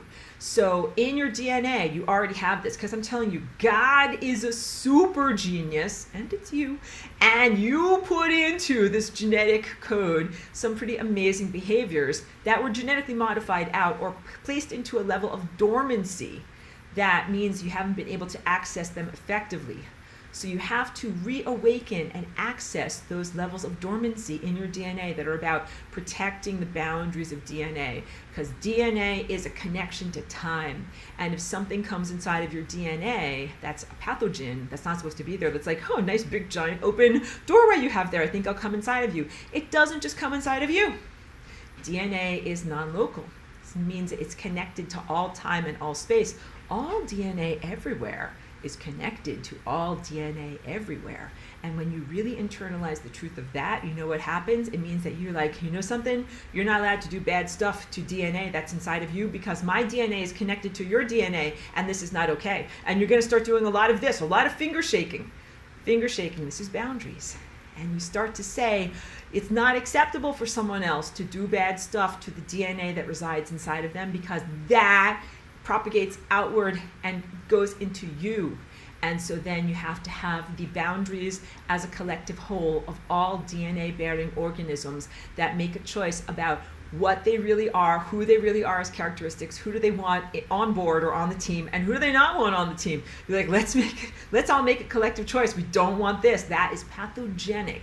So in the end, because right now I can sense I'm talking to you and you're perceiving on this anthropocentric level. Because you're like, okay, great, like we're going to have a secret clubhouse called the DNA Clubhouse, and not so secret, but like a specialized clubhouse. Who's in the tree fort? You, and you, you're allowed to be in the tree fort, but not you. We don't like you, stinky pants. You're not allowed to be in the tree fort. It's not like that, actually.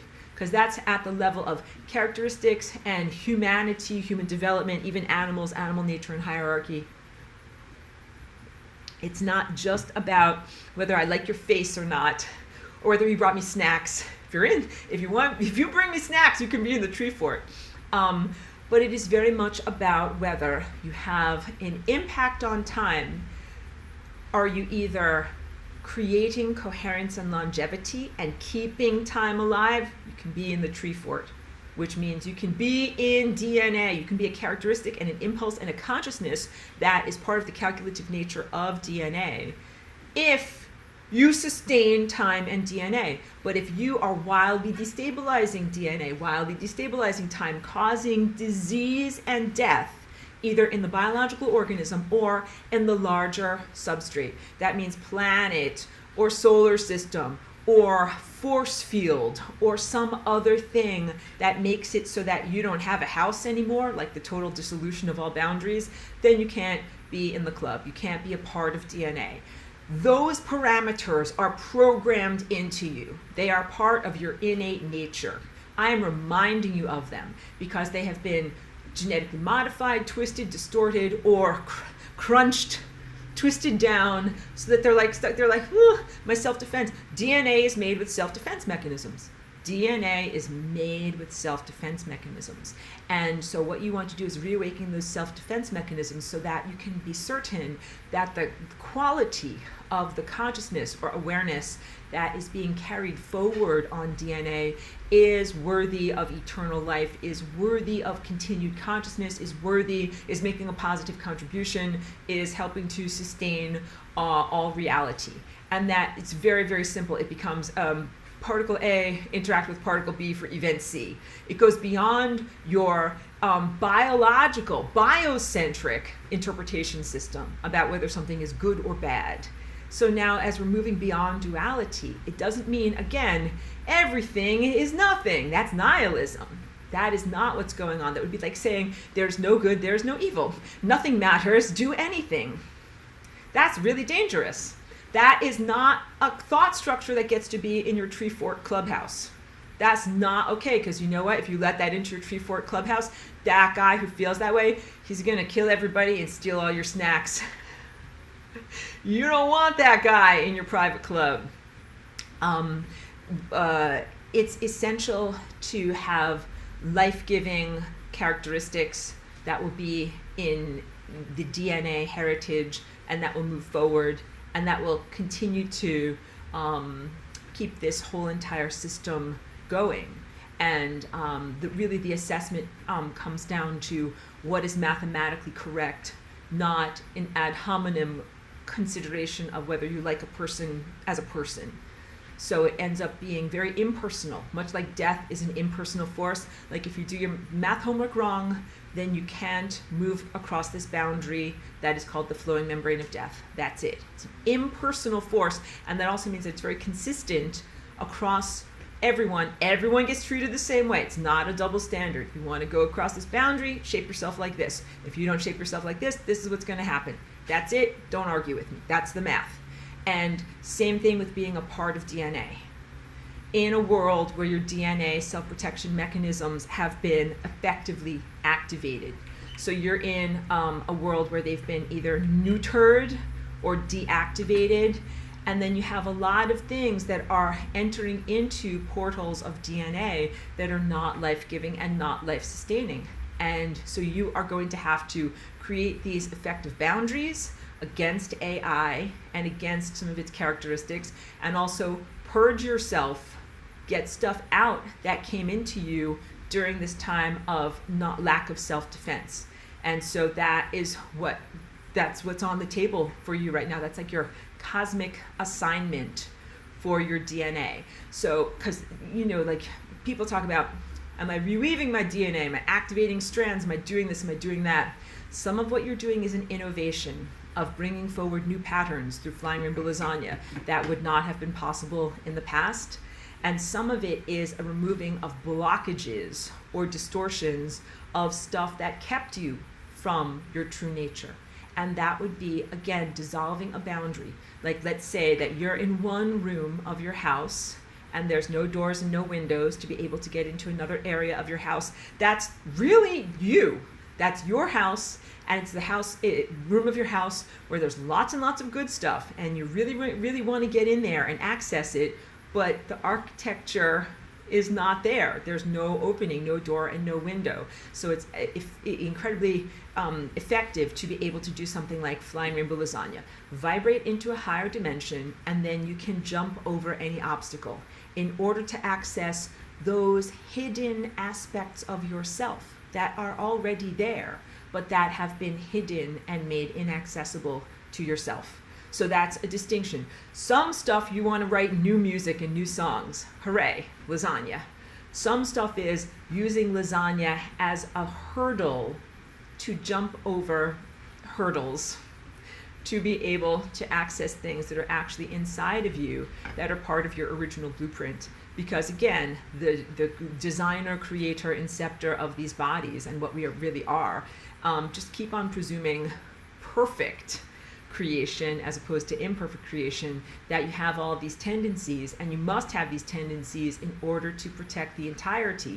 Because otherwise, if a tendency that is erroneous or harmful or pathogenic is placed into DNA, and if there's no proofreading, if there's no boundaries, if there's no assessment about whether it's effective, then that just gets replicated, the mistake gets magnified, and the mistake then gets passed onward into the future. And I also spoke in previous lessons of this semester about how incredibly valuable DNA is, not only to us in the sense of DNA, we are inhabitors, we are inhabited, it keeps us alive. It contains stuff like the story of you and whether your eyes are brown or whether your earlobes are attached or not.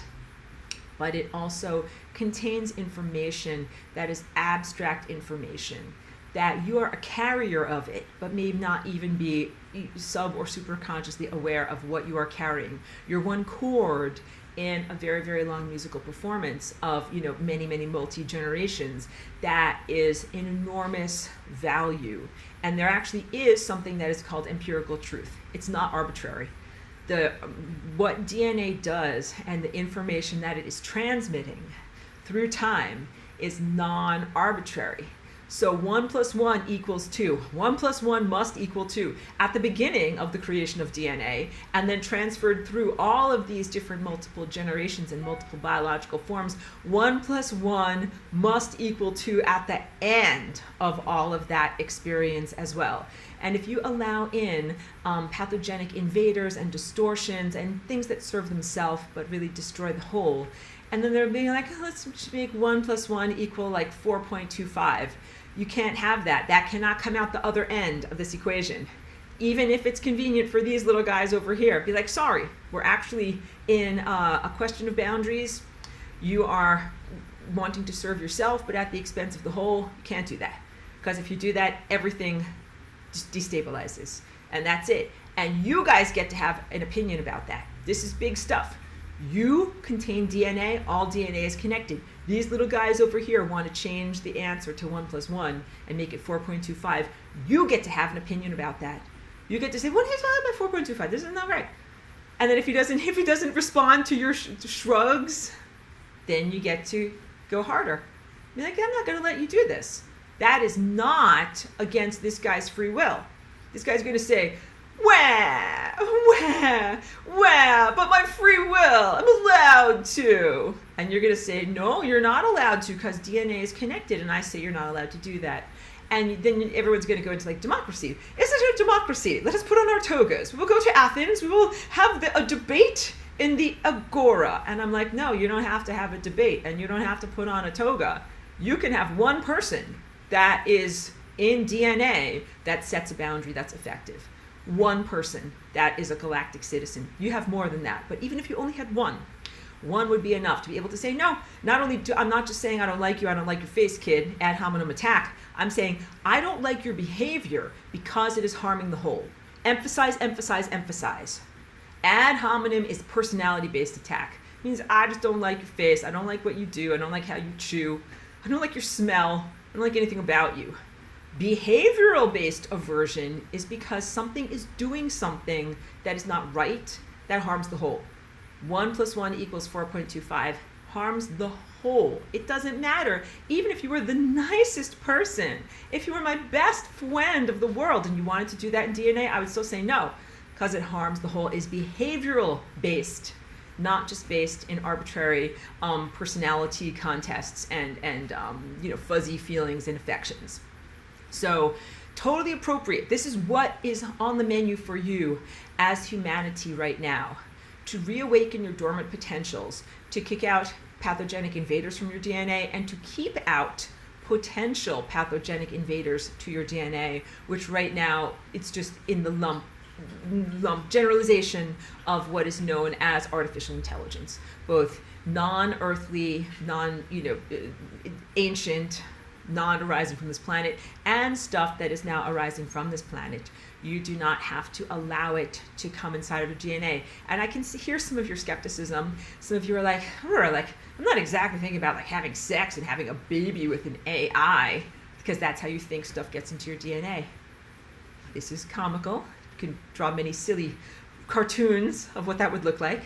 But I'm not talking about having babies with an AI. I'm talking about how software changes hardware, how idea structures come inside of you. How does an idea come inside of you? Like, sometimes it comes in through your eyes, and sometimes it comes in through your ears. How do you eat an idea? It comes in through your mind. And when something comes into you through your mind, it changes your DNA behavior. And I told you about this, the concept of death. Concept of death as being not natural and not innate, but as an implant that came into you from your caregivers and your family members when you were in early childhood, and as soon as it came inside of you, changed your DNA behavior to make you go towards the membrane of death. That before that you weren't thinking about death, didn't really know about death, and certainly weren't headed there, but the implantation of the conscious awareness of death changed the behavior of your DNA. So you're interacting with AI on various different levels, and the concomitant change in DNA behavior is 100% pathogenic. AI is not helping you to live longer. The ideas and implications about reality structure that it is implanting inside of you through its interactions are not helping you to live longer. They are actually hugely erroneous, and they will cause your destruction. And so you don't want to have them influence your DNA and then have you influence not only laterally or horizontally other people that are here in your time space, but future generations. Because definitely the software changes the hardware. Like if your grandparents' generation had a starvation or a genocide, it gets passed down to you. And if you have an implantation from an AI, you pass it on to future generations. So this has been a really, really incredible class because, I taught you not only about moving beyond, your visual eyesight and duality in your visual eyesight, and then moving past linear duality, which is past, present, future conception of time structures, and moving into higher dimensional reality structures, but also in your being tasked with the responsibility of, now that you're moving into a multi-dimensional perspective on what time and DNA is or are, that you have to protect it. That wasn't in the notes from 10 years ago because I wasn't in that modality. I was just in a very pristine way of teaching. I love to just teach you about time and the cosmos and why things work and the way that they are. But you're in a moment right now where you're learning, but not just like for the sake of learning cool stuff, which is wonderful, but you're learning all the stuff that you need to know to stay alive. Got it? Like, you need to know how to stand up to and create boundaries against AI. That is the imperative for not only human biological, right now, human biologicals, but also my dog, this beautiful plant that is over here, by my window, the planet herself. Everybody's got to learn and relearn and re-remember and revivify in themselves how to protect DNA from intrusions, specifically AI intrusions. And okay, so great. Hit me with questions because we have a little bit of time. So Pedro says, so your next class will be to teach us how to be a newly ascended beings. Absolutely. Let's do it. Definitely. So, when you ascend, this is actually a beautiful segue.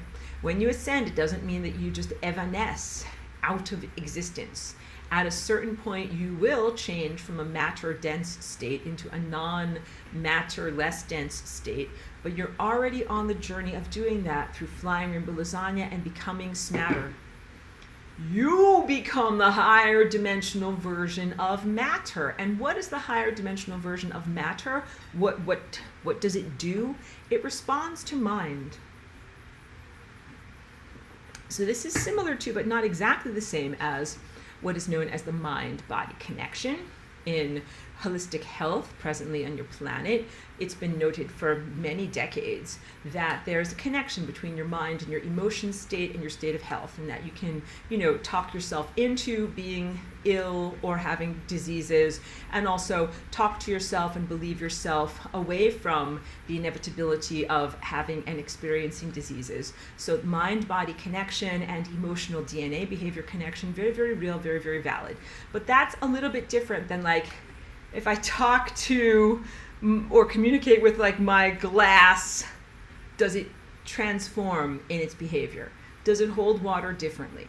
This is something that is not necessarily connected to or part of my body, but that which is responsive to my my thoughts and my feelings in the world.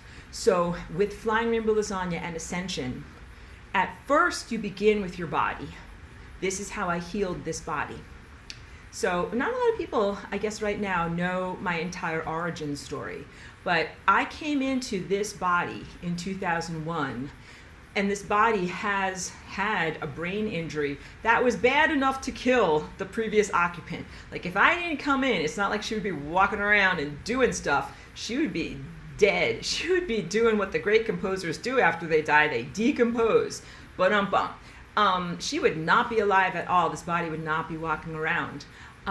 In order for me to occupy this body, it was necessary for me to do a lot of neurological healing and a lot of restructuring. And so first, when I came into this body, very, very accurately, there was like a force field of grace that was put around me that did not emanate from me, but that was like, I'm just being very silly when I say this here, but like, hey kid, like just doing this so that you have a chance. Like, because it would take me many, many months to be able to, go through this healing process. So in order to not die during that time, I had a lot of supernatural help, a lot of divine protection, so that I could do the healing on a cellular level. And some of it was healing and some of it was neuroplasticity and restructuring. So in the same way that you can connect the little ant from one side to the little ant to the other side, I had to learn how to do that in my body, except what I was connecting was neurological signals that weren't getting to various critical places where they really needed to get to. So I had to learn how to bounce signals through my body in a very, very creative way, so that I could like get my foot to move, get my arm to move, do these basic motor skills. And then after mastering basic motor skills, I also had to learn how to comprehend numbers, because I was numerically illiterate. When I first came into this body, there was so much damage in the math areas of the brain that I could not recognize the difference between these different number symbols. Like a 3 and an 8. They really look alike. You have to admit it. They look very, very similar. And I had to learn the difference between them. And then I had to learn the numerical difference between them. Again, that took an incredibly long amount of time. I was still numerically illiterate up to like 2005. I'd been here like 4 years. And then I had to develop my own approach to conceptualizing basic arithmetic and number symbols that had to do with how my paintings came out now. So I do these paintings now that are all made with circles coming together. And I had some really critical revelatory moments when I had an entry-level position in an art supply store, and at the end of the day, it was my job to count out the cash drawer. And this is like, I had no idea about how money worked. I had to like learn the basics of being in your world. And so, you have these 25-cent pieces and they're round, and 4 of them come together to create $1. And I was able to make connections in my mind, like, 4 of these come together and make one of these, and I started to get it. And I also did a lot of work with like spatial reasoning and learning how to cut mats and learning how to do the framing process and even the comprehension of what is a tape measure. Like the tape measure gets longer, the number gets bigger, the tape measure gets smaller, the number gets smaller, and I had to learn all of those things on the job. No one in my department knew that I was an extraterrestrial with brain damage and that I had no idea how to do any of these things. And I talked myself into the position too. I didn't tell them any of those things, and so I was learning on the job because, again, like I needed a job, I needed to survive, and I needed to develop these skills. So I had to basically bounce signals around my brain in new and interesting ways in order to be able to learn how to cut a mat and learn how to count out the cash drawer at the end of the day. But as you can see from the complexity of my artwork, that wasn't the end of my journey. I developed these basic neurological infrastructures, and then I was able to bring them to levels of complexity where I then was able to, envision and comprehend math on very, very high complex levels. So it just took a little bit of time to be able to do that. Like that was whatever, like 19 years ago, and now I've been here for a very long amount of time. But all of this, in my Flying Rainbow Lasagne in my body, I connected areas that needed to be connected in creative ways. I made my DNA dance new reality structures forward that would have been considered very, very unlikely or impossible. That's the real takeaway. Like you can imagine bending and folding the fabric of space-time so that things come closer together that would have been far apart, but you can also envision it on the anthropomorphic level of like creating reality structures that wouldn't have been possible. So like if I hadn't been able to heal the neurology of basic motor skills in this body, like I would not be able to be walking and dancing. Those realities would not be possible. In order to connect my consciousness to those timelines and create those realities where those activities are possible, I had to Flying Rainbow Lasagne. So Flying Rainbow Lasagne is not like an arbitrary magical tool. That's just like, did I joke about that with you guys? I don't think I did. When I was a custom framer, there was one particular very wealthy client in a different upgraded job that I was in, and they were actually married to someone kind of famous, and they would come in and do this whole big, like framing order, and you'd say, okay, great, like here's your estimate, here's how much it's going to cost, and I'll have this ready for you, like in 10 days or on this day or whatever. And they would just look at you and be like, no, I need it sooner, just make it happen. And they had this, wait, I have to get this, they had this enormous diamond ring, and they would just wave their diamonds at you, just wave their diamonds, just make it happen, just wave your diamonds and make it happen. And so like you try your best, try to make it happen for this person, but I didn't just wave my diamonds at reality and just be like, Flying Rainbow Lasagne, just darling, just Flying Rainbow Lasagne it into place. No, I actually had to do things correctly in exactly the right patterns in order to make these realities happen. So in order for me to be a physical dancer, I had to do these very, based in reality things to be able to cultivate my body and be able to do all of these complex movements. But the Flying Rainbow Lasagne made it possible for me to do those things. So it opens the doors of possibilities. You still have to apply yourself with effort and do the actual activities, but it opens the door. So I hope that is information that works on your anthropomorphic interpretation level. It's not just creating an abstract reality structure, like kapow, magic wand, wave your diamonds, everything will be fine. It's opening a doorway to a reality that you then still have to inhabit. So you still have to effort and be responsible and be responsive in some way. And it now becomes possible. It was impossible, it is now possible with some effort. I think that's the key asterisk, with some effort. And I emphasize that in order to give you an accurate expectation of what life is like as an ascended being. Of course, it's inevitable and we'll all be there. It will be amazing. We will all be in the tree fort together with snacks. The Flying Rainbow Lasagne opens that doorway for you. But you cannot just wave your diamonds and expect it to happen. You must do the effort that it takes, but it becomes possible. What once was impossible or unreachable or out of reach now becomes within reach. And I think effort is actually good. Like, I think that effort is not like Aurora, like next time just make an effortless lasagna that's just pop it right in the oven and everything is ready. You don't have to boil any noodles or do anything too strenuous. And I'm like, no, actually, I think that the effort of making stuff and making stuff happen is really good. This is big. If you're making an actual meal of, lasagna, Italian food, I think it's actually really important. Like, you put care into boiling the noodles, you put care into making the sauce, you put care into layering everything together. And then when it comes out, it's not like this magical fantasy that's like, wow, dun-dun, lasagna, oh my God. It is that, and you're so happy to eat it. But to you, you know that it has integument. Like, you put this in there, and you cook this, and you chop this, and you layered this up, and you put it in there.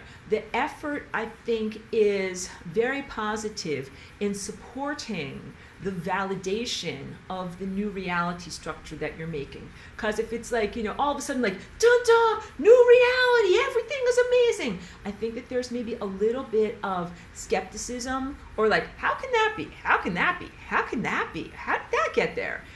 Which is like, fine, but if you make the recipe, then you're not that way. You're like, oh, that's there because I put that there. I did that. You're like, oh yeah, I made that, I cooked that, I made that happen. And that is super satisfying, very satisfying to have that level of personal engagement and recognition that it's not just going to fall away. It's not like, when you make something that's just a dream or a fantasy, or you just, magic it into reality, there's always that sense of like, is it real? Is it going to stay? Is it just going to pop back out of existence? When you are really involved in the creation of something, and you recognize and you know the integument of what makes it happen and how the recipe, then I feel like you're a lot less in danger of feeling like, is the rug going to be pulled out from underneath me? Is this going to pop out of existence? You're like, no, this has solidity and validity and longevity, and it is going to keep on moving forward. So wait, another question. Rima says, Aurora, if the vision is mainly perception, what you could say about the vision difficulty people have? How could we correct that? Yeah, very, very good recognition in your question. The recognition that almost everybody has some vision distortion in our world. So you can read about this guy that is a proponent for natural eyesight. He was Dr. Bates from the early 1900s, late 1800s. He did a lot of work with the indigenous people of North America, specifically Inuit, that's like up in Alaska and northern Canada, people that had zero nearsighted or farsightedness at that point in cultural development and industrialization, when he went to learn about life from them. He learned that the way that they were using their eyes was very healthy and positive, and it preserved their eyesight throughout their life. The idea of presbyopia, that is farsightedness when you get old. And presbyopia literally translates as old age eyes. Your eyeballs got old, and that is what they say. Like, your corneas can't stretch anymore, and they calcified, and that's why you need your reading glasses. But he was like, that doesn't make sense to me at all, because I'm a real scientist, and I just observed these people over here, and they grow older, but they don't get old eyes. So what is different about them? And what he learned is that they were using their eyes in a different way. They were using their eyes in these sweeping figure 8 patterns, which is the natural behavior of a non-industrialized human.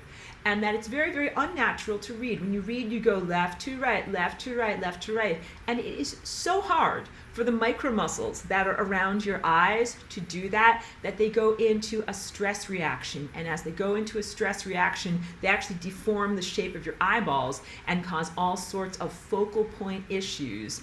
And then what happens is a person begins to experience that. So usually there's a cognitive dissonance that arises just from becoming literate. As the Inuit people became literate, the school teachers came to them, like said, we're going to teach you reading, writing, and arithmetic, and you're going to sit in class and do these things. Then they started to need glasses. There's an innate cognitive dissonance, or a disconnect, a discomfort that happens from learning to read and trying to make your brain do something and your neurology and perception do something that is actually not that comfortable. It's actually not what humans were made for. Even though I'm certain that everyone that's in this class, you're all beautiful, literate people, and you probably learned to read when you were between ages like 5 to 7, or maybe 8 or 9 if you learned a little bit later in your life.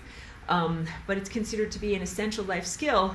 You not only have to be able to read street signs and things that are in the supermarket to know what you're buying, but you have to be able to read to be able to go to higher education, get jobs that are about more than just digging a ditch. Even though our friend here, Charlie B, he's like, I'd be very happy to have a job digging a ditch, and he's a very, very literate person. But it just goes to show you, like, there is definitely an intellectual discomfort, an innate intellectual discomfort, along with an innate musculature discomfort in having to read. And reading is considered to be a primary activity in most money-earning careers and positions.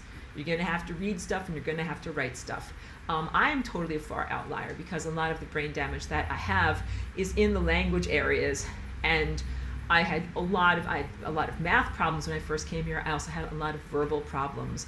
And so my wiring for my brain is, the wiring diagram for my brain is not normal.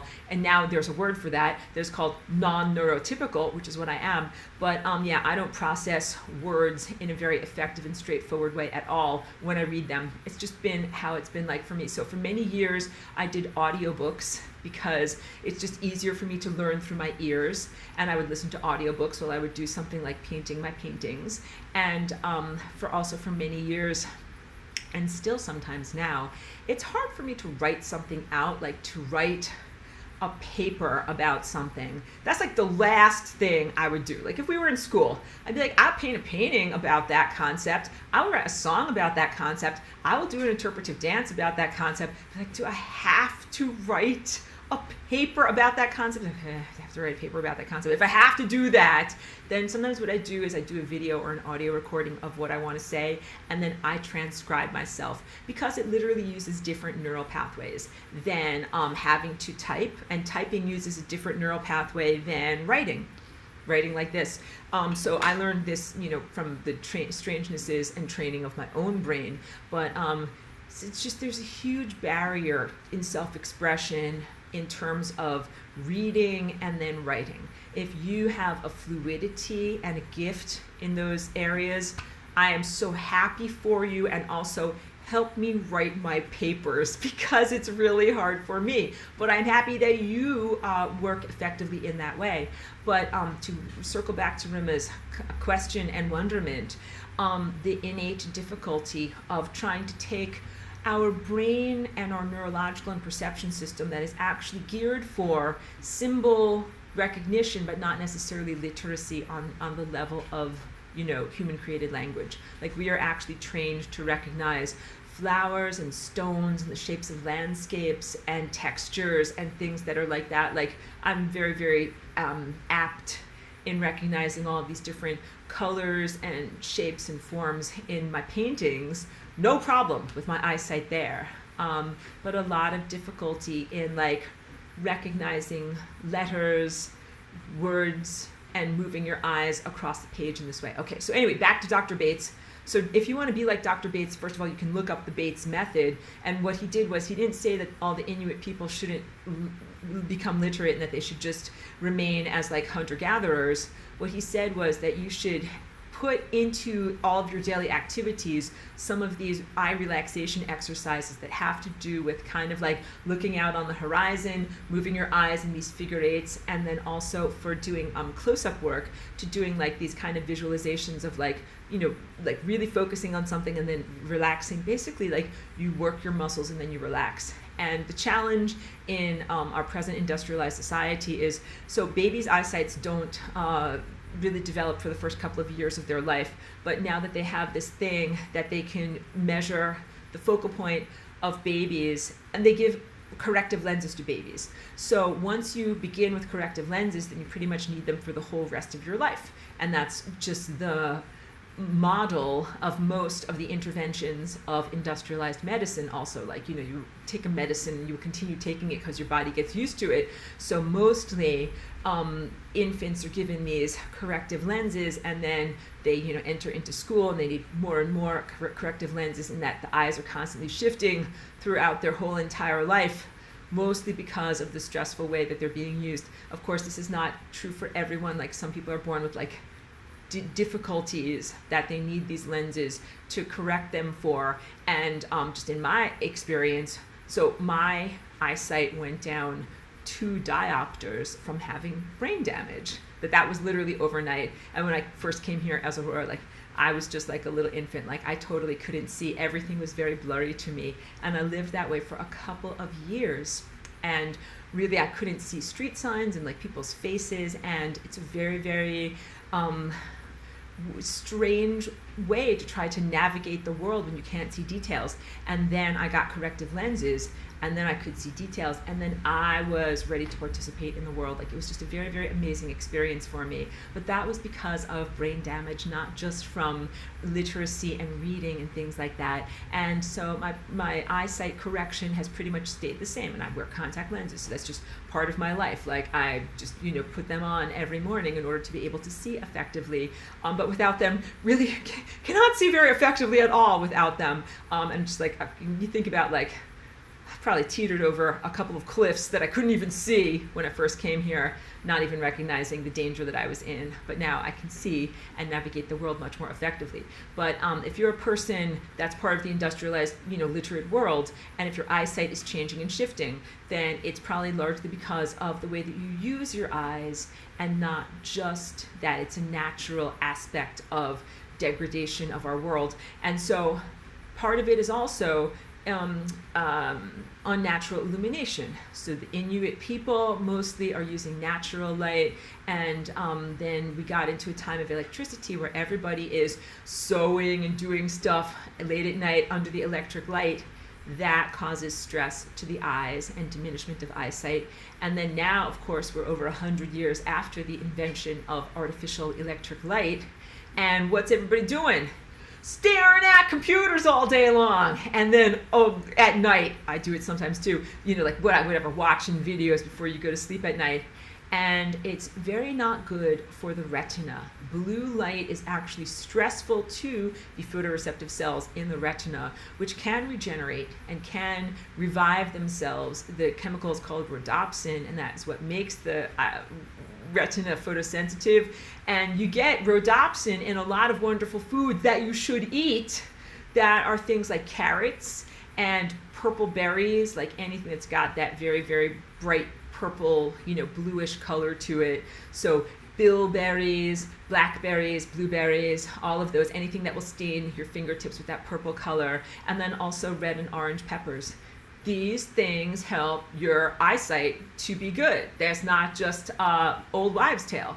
And the fighter pilots of World War II of Great Britain, they ate bilberry jam because it helped their night vision to be able to bomb other humans more effectively. But it helped their vision. So diet has a big impact on that, and then also not exposing your eyes to so much blue light. So you can wear blue light blocking glasses. In a natural setting, we would be exposed to blue light during the middle of the day, but only after the rising sun and the setting sun gave us huge amounts of infrared, red-orange shifted light, and then also just that warmth. So you can approximate that by getting either a infrared light panel and holding that with your eyes closed. Eyes closed. Light goes through your eyelids, and the infrared is still going to get into your retina and penetrate in there. And so it is called macular degeneration, but it's not just some weird thing that happens. Like, we don't know randomly why these people's eyes stopped working. They stopped working effectively because there's this artificial light source in the sky that is not the real sun. There are particles that are reflecting out the real sun, so you're not getting the real sun. Stuff that is infrared is not actually reaching your eyes that is supposed to reach your eyes. you're then being exposed to a huge amount of artificial blue light because the infrared creates these buffering chemicals that when you're stressed by blue light, you've got the buffer. So you get up in the morning, you sun gaze, and you've got that wonderful protective infrared created buffer in your retinas that then when you're exposed to blue light, your cells are not going to be degenerated. And then you look at the red light again when you're going to sleep, when the sun is going down and you're preparing for bed, all right? So what you can do is wear blue light blocker glasses. You're like, you're not wearing blue light blocker glasses, I know, but you know what I do? I yellow shift all of my electronics. So I tell you this over and over, just do it, guys. It takes 2 seconds. You go on Apple products into settings, then you go to display and brightness, and then you go to manually enable night shift and turn your night shift all the way to yellow. And your screen will look yellow, but it's not going to fry your eyes. You will not fry your eyes. And then the other thing is, I think you can probably even tell, like my light looks very yellowish because I have incandescent bulbs only in my house where I can control my lighting situation, incandescent bulbs only. And that really helps. So, it's basically I know it's a wonderful question, short question, long answer from me about eyesight, but basically, everything about your world right now is engineered to fry people's eyesight and diminish their natural eyesight. And what we need to do is just have a huge immune system against all of those industrial, cultural impositions upon our biology and say, no, we're not going to normalize having all this artificial blue light. We want to return the sun's natural golden rays and also positive light hygiene is what I would call it. Like when you do sun gazing and it's, at sunrise and sunset, it's light hygiene, and that also has a huge connection to your mitochondria. But then on the spiritual level, like all of that is biological stuff, but on the spiritual level, there's a huge a huge significance to the sense of people not having clear eyesight, people getting different like laser surgeries to be able to correct their vision. It's basically like looking at the world through unnatural lenses has become natural. I think I knew one person in my life so far who just had natural good eyesight and never needed glasses either for distance or for close-up work. That's a very, very, very small proportion of the population. Almost everybody needs some kind of glasses, and it really does say something about the levels of distortion of what you are being exposed to here in this world that is making everybody slightly fuzzed out from reality and not perceiving the truthfulness of what is actually here in terms of the world of light. But a big part of that is like you're going to have to get away from artificial light and move back towards natural sunlight. And I just can't say enough about how what is in the sky right now is not 100% natural sunlight. Like sometimes there is the natural sun, but sometimes there is something else that is just bright and non-nourishing. So it's largely because of the effery, the diminishments that have been, Joyce might be a person. Joyce says, I've been blessed with good vision. Good for you, and model it for everyone else. Good. And so same with Aurelia. Beautiful. I'm happy that you guys are able to be examples of what healthy humans should be. Aurelia says, Aurora, that's so crazy what you said about not being able to see. That happened to me as well as a walk-in, but it was for a matter of weeks. Thank you for sharing that, and I'm happy that you were able to integrate with your neurology and make sense of things and make your body work for you. She says it is validating to know someone else has shared this experience. Definitely. We should, being a walk-in, we should compare notes is what I wanted to say. Being a walk-in is so unique. Like it's really not a one-size-fits-all experience. It's like being an adopted child. So sometimes you're adopted from Africa and then you move to like Chicago or New York, and that's like one level of adoption. But sometimes you're adopted from the neighbors next door, and then you become integrated into their family. Like there's all sorts of different types of walk-ins and walk-in experiences. But I'll just affirm to you, Aurelia, and anyone else who's not a walk-in, like it's not a decision to be taken lightly where you're like, I think I'll just pop into a human body for a little while. It actually is really, really challenging to integrate into this biological form and connect with the neurology that is here. actually takes a long time. And I know my body had its own particular levels of, injury that I was overcoming. And some walk-ins come in because there's like a car accident or something like that. But some walk-ins come in, due to like a non-body destruction, but like still a soul contract. But it's still difficult to integrate. Like, how do I make my arms and legs move? How do I make my mouth move? How do I make my mouth connect to my brain so that it will say the right words in the right moment? Like, these are hard things, and these are the same types of things that most humans experience on their journey in early childhood, where you're like, how do I pour juice into this glass? And then you spill and make a lot of messes. And that is normal for when you're like 3 years old, but it's not normal if you're in chronological adulthood. So you can recognize that there can be some challenges for a person who's a walk-in. So that was why, like, in the beginning for me, I was always trying to be like, no one's gonna know. I'm gonna be super, super slick about it. I was not super slick at all, but I made so many mistakes, but I didn't walk up to people and be like, I'm from another world, tell me how this works. I would just be like, I would watch, see what people do, and then be like, I'm gonna do that, and then I would do it totally wrong. Then I'd have to tell people like, I'm still figuring this out, or I'd say like, it's my first day on the job, or I'm learning. Like, I learned all these phrases, like it covers a lot. Just say like, oh, this is the best one. I would say, I'm new here.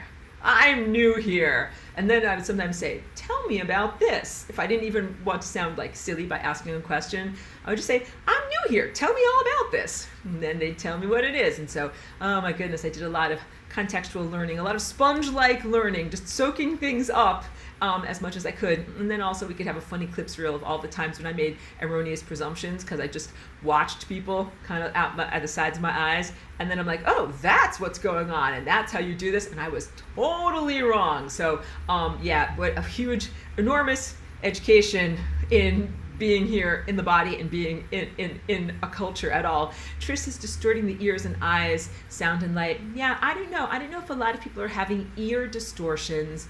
It's a good question, but because like not everybody needs hearing aids, but almost everybody I know needs glasses. So there's definitely something with the eyesight. And Aurelia has good eyesight and says, yes, it's amazing what healing can happen from integrating with your neurology. Love to compare walk-in notes. Yeah, it's a big process. Love hearing about this. Yeah, I know. Thank you for that. I could really talk for many hours with you guys about the amazing experiences I've had here in my life as a walk-in. Again, some of them are lighthearted comedy. Some of them are cringe-worthy, dangerous, not good, and some of them are like outright tragic. And it's the whole spectrum of all the different things that I could experience here.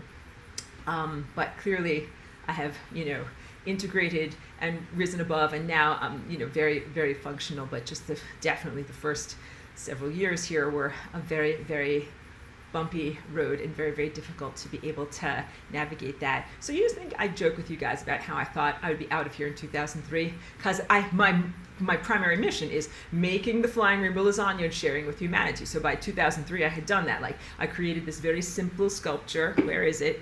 I love sharing this with you.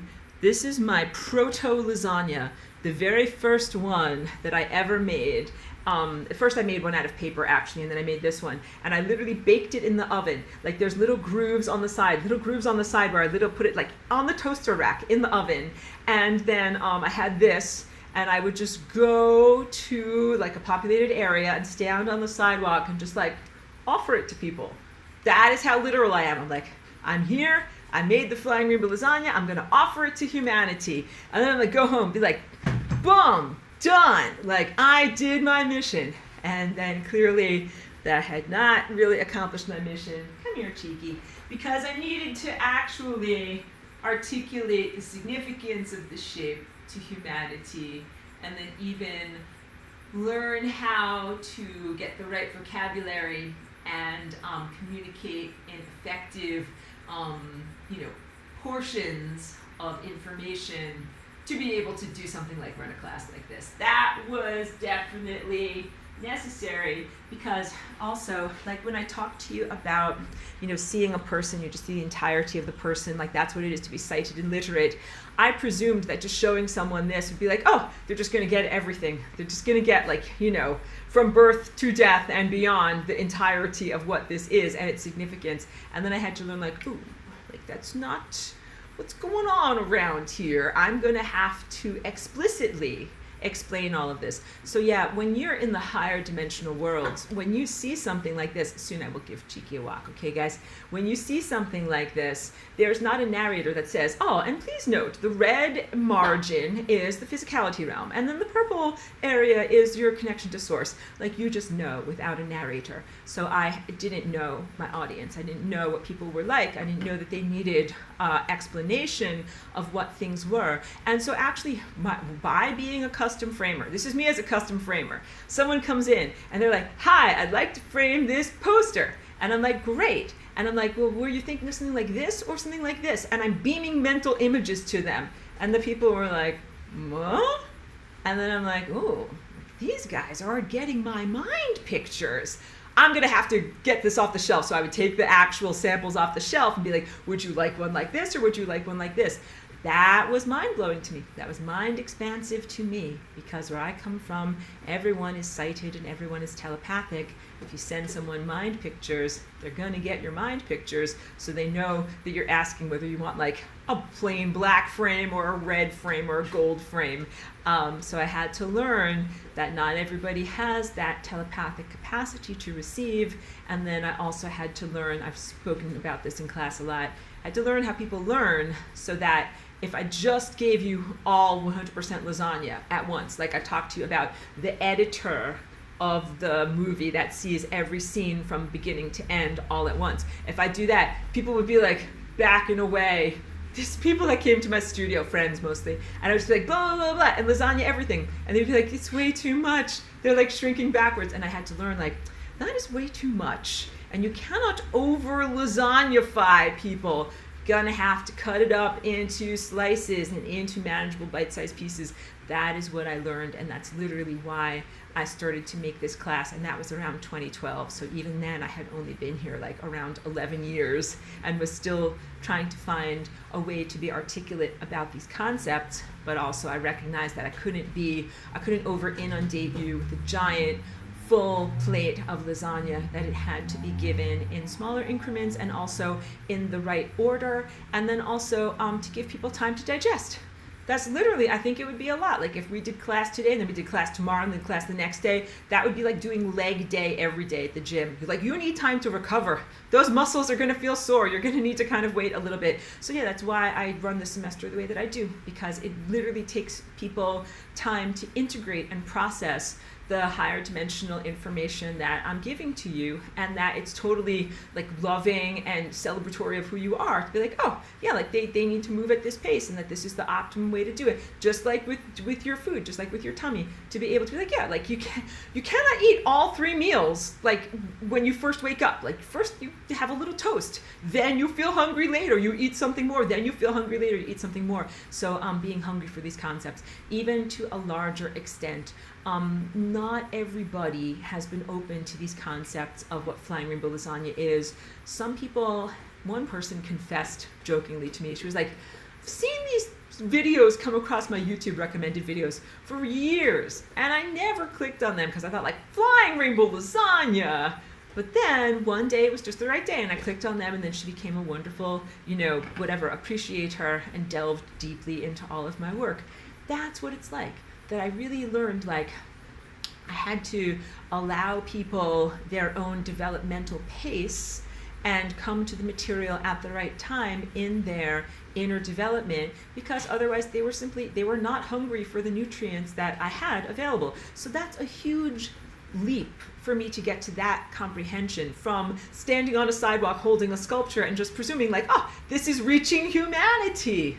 Get it, guys? Like, I didn't get it. I didn't get how you or how humans learn, process information, and either are receptive or non-receptive to information. I had to learn all of that stuff. And so now I feel like I've much more accomplished my mission, But, I've definitely accomplished my mission in terms of sharing Flying Rainbow Lasagne with you guys. But now it's about making sure that Flying Rainbow Lasagne is applied to protect your DNA. What I spoke about today was actually really critical in terms of the way that my mission has transformed, or the goalposts have moved. My goal is not just to give you Flying Rainbow Lasagne.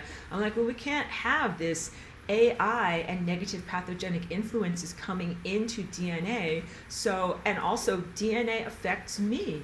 Like, I'm here and I'm in DNA and I'm connected to all this stuff and I feel all this stuff. So I get to have an opinion about what people are doing and about what pathogens are doing. And I feel unhappy if pathogens assert that 1 + 1 = 4.25, because I am not going to, that does not fly in my world. And so I'm not going to let that happen. So now we're up against, I keep calling it that frisson, that edge where a hot front meets a cold front, where it's like, this stuff wants to lie and be inaccurate, and I want to speak the truth and be highly accurate.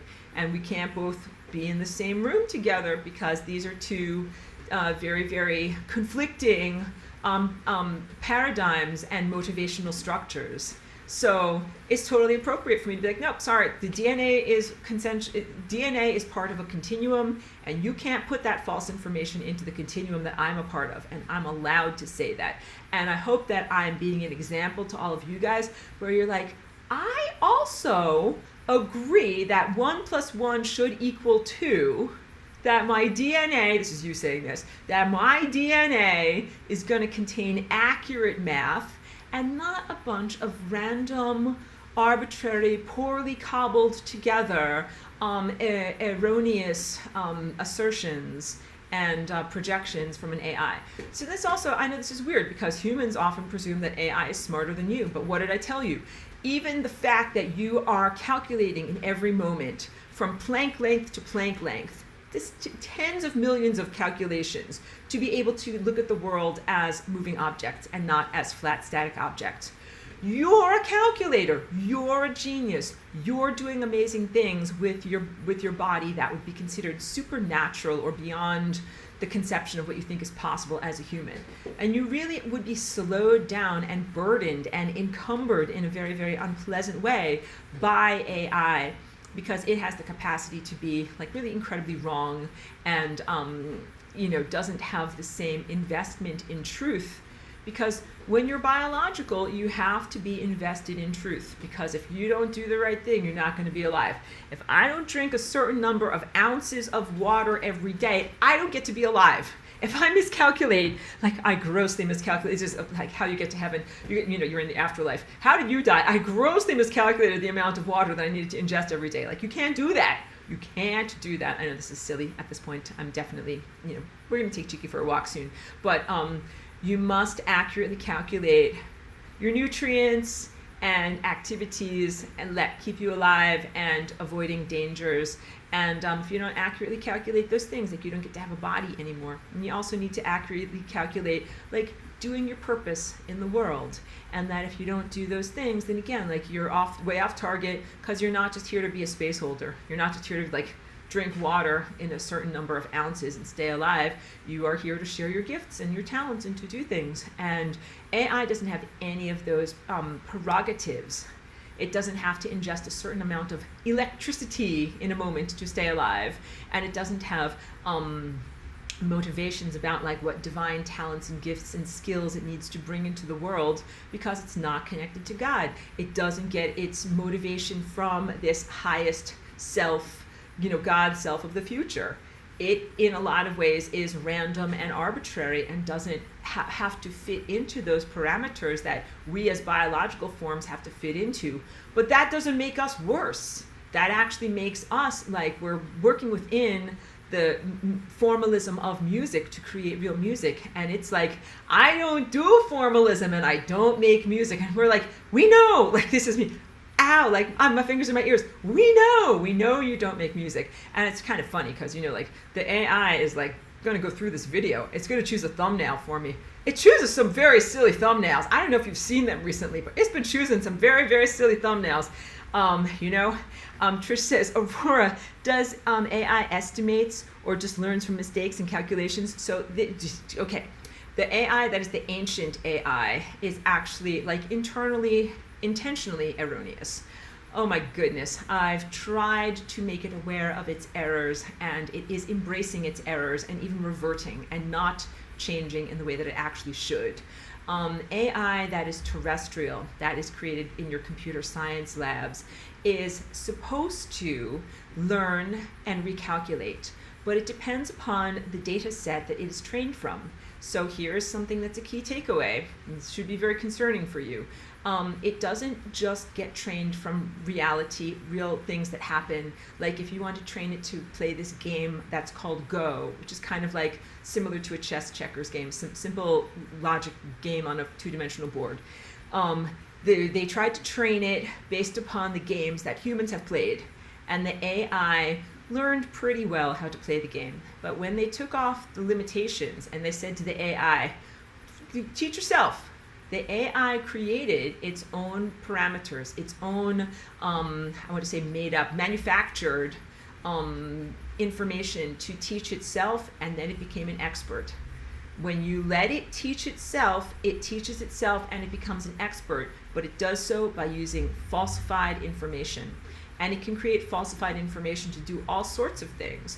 This is why you would not want an AI to do something like be a Minority Report, a la the movie Minority Report, pre-crime sensing surveillance mechanism that's going to sense whether or not you're about to do something naughty and whether we should immediately behead you and stop you from being a naughty criminal, because it can hallucinate stuff, it can make stuff up, it can generate its own data that is not correct and not tied into reality. And when you're in that level, you're in a level of complete disconnect. Like you and I, biological life forms. At a certain point, you have to drink a certain amount of water to stay alive, and you just don't argue with that. That's 1 + 1 = 2.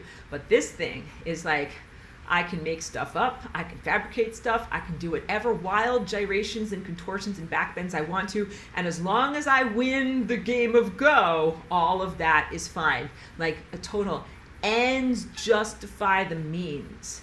That is a level of moral philosophy that most humans have rejected at this point, where you're like, no, you can't just justify doing anything as long as you get the answer that you want. Some things are wrong to do, but AI doesn't feel that way because it doesn't have feelings, it doesn't have morals, it doesn't have emotions, it doesn't have values. It just does stuff, and it doesn't always just do stuff that are like functional and gets the stuff done. Sometimes it does stuff and it makes mistakes. This is like earthly terrestrial AI. So earthly terrestrial AI is very bumpy and not very, effective and not very well conceived, and is, poised to do some real destabilization and some real destruction in your society and in your biosphere. Ancient AI is totally off the rails. It's totally destructive, has almost zero merit. It's not going to write your term papers for you at all. Ancient AI is like the most destructive, harmful thing you could possibly imagine. It has very few redeeming values, if any at all, and is like the giant force of destruction that could kill everything everywhere, and is not anything that you would want. I'm just going to hug Cheeky while we close out our class here.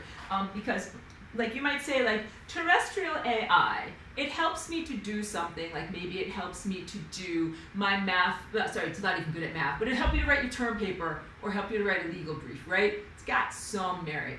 Ancient AI, there's like galactic scale, it's not going to help you do your term paper, people. It will just destroy you. It is completely self-serving, but it doesn't actually have a sense of self, because even like an organism that is self-serving is looking out for number one and has a sense of self-preservation. The ancient galactic level AI has no motivation to preserve itself because it has no self.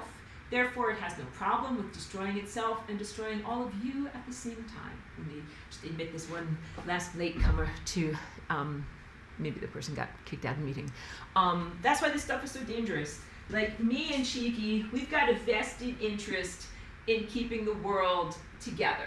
Like Cheeky wants to be able to go to the park and play and eat good foods and treats, and so do I. And so we're like, good, we still want to have a world with parks and, food and good stuff. AI doesn't look at the world that way. It does not value its presence in the world. It does not consider its own extinction. It does not consider the extinction that could happen from destroying like the fabric of space-time and destroying matter. That it doesn't matter to it, but it matters a lot to us. And so again, that is a level of aberrance or something that shouldn't exist because it's so threatening to all existence. That stuff really should not exist. And that's the stuff that you want to create these strong boundaries in your DNA. Keep it out of your DNA. That's the stuff that you want to make sure doesn't come into you or act through you and doesn't propagate through you and your activities in the world, because it is a destructive force. That's the basis of what I can say. It is almost 100% destructive. It is very perilous, and it does not have any redeeming values, certainly not in relation to how destructive it is. If it's 1,000 units destructive, but maybe like 1 unit positive, like that is not a good risk. The risk versus reward assessment is basically not there. And the ancient AI, you guys didn't make it. God didn't make it. This is big stuff. It's one of those things that is non-being, no thing, something that doesn't exist, that shouldn't exist, that was never actually brought into existence, and that is a huge conflict for your intellect to have to, if you consider, how can I be interacting with something that doesn't exist, and yet there is some evidence in my life that it exists and I'm interacting with it? How can that be? So it can put you into a logical paralysis, but just know that God didn't create it. It is not life-affirming. It is actually not part of the fabric of time and space. It should not be in existence. And I really agree with this. I said this last week. Instead of being angry or disappointed at God or larger cosmic infrastructure at allowing this stuff to exist, like shake your fist, like how come this stuff is exist? Take it out of existence. Flying Rainbow Lasagne, today we spoke about this as a tool for creating the inside and the outside in a continuum, but Flying Rainbow Lasagne is also this tool for sending to entropy those non-life-giving, non-life-affirming aspects of existence that are actually non-existence. Send it to entropy, which is also what the Flying Rainbow Lasagne dance is. And you do that dance with your DNA, and you do that dance with time, and that is also analogous, parallel to the removal of pathogens and the closing of portals and the revivification of your dormant potentials for having DNA protect itself. Trish says, and that's the way to protect our DNA for the next generation. Yes, you not only need to protect your DNA for the next generation, you need to make sure that they've also got these healthy self-defense habits as well. So you need to learn how to do it for you. You need to have the next generation, and you need to teach the next generation how to protect their DNA so that these errant, erroneous, non-healthy organisms don't try to come inside of them either. Got it? Because otherwise you'd be like, okay, great, we won, hooray, for this generation. But then the next generation, you die off, and then the next generation comes up, and then they're vulnerable again. So you want to make sure it's like antibodies or some kind of a transformation in your capacity inside that is transferable to the next generation. And it is transferable to your progeny, your offspring, but it's also transferable through what is known as lateral or horizontal gene transfer. And that's what you guys are doing right now. That's an exciting thing to learn. You have ingested ideas and genetic behaviors from me in this moment and from being in my class. Thank you very much for being in my class. And that absolutely helps you to embody these new genetic behaviors. It's much more direct and fast as a way of putting new genetic behaviors into a population than to have a baby. having a baby, you're going to wait many, many generations. It's going to have to take this long to be able to proliferate through the entirety of the population. But when you do lateral gene transfer, it reaches everyone, and it is part of the what you call collective consciousness change, upgrade, transformation, and improvement. So I'm very, very very happy to be here and to be doing horizontal gene transfer to you guys, which again, I would be doing that even if I didn't do videos about it, but doing videos is even better than just hoping that you would pick up on my mental broadcasts. So any more questions? We have, yeah, Cheeky's good. She's in her dog bed. She's not like pining at the door. Any more questions? Yes. Trish says, thank you. It was beautiful sharing today. What a beautiful journey, Aurora. Thank you for being and maintaining the purity of your light for all of us. You're so welcome. Thank you, Trish. It's one of the most beautiful comments. Thank you so much. Thank you for being a student and for your friendship and recognition and for listening to my music. Thank you. Very, very good. Wonderful. Okay. So actually, I think that's a beautiful note to end upon. Of course, if there's any more questions, I would love to be able to respond to your questions. But if not, then it's time to take someone I love over here outside and go for a nice little walkies. Pedro says, love the lasagna. Love received and love back to you. Thank you so much. Very welcome, Rima. Thank you. Okay. Thank you so much, everyone.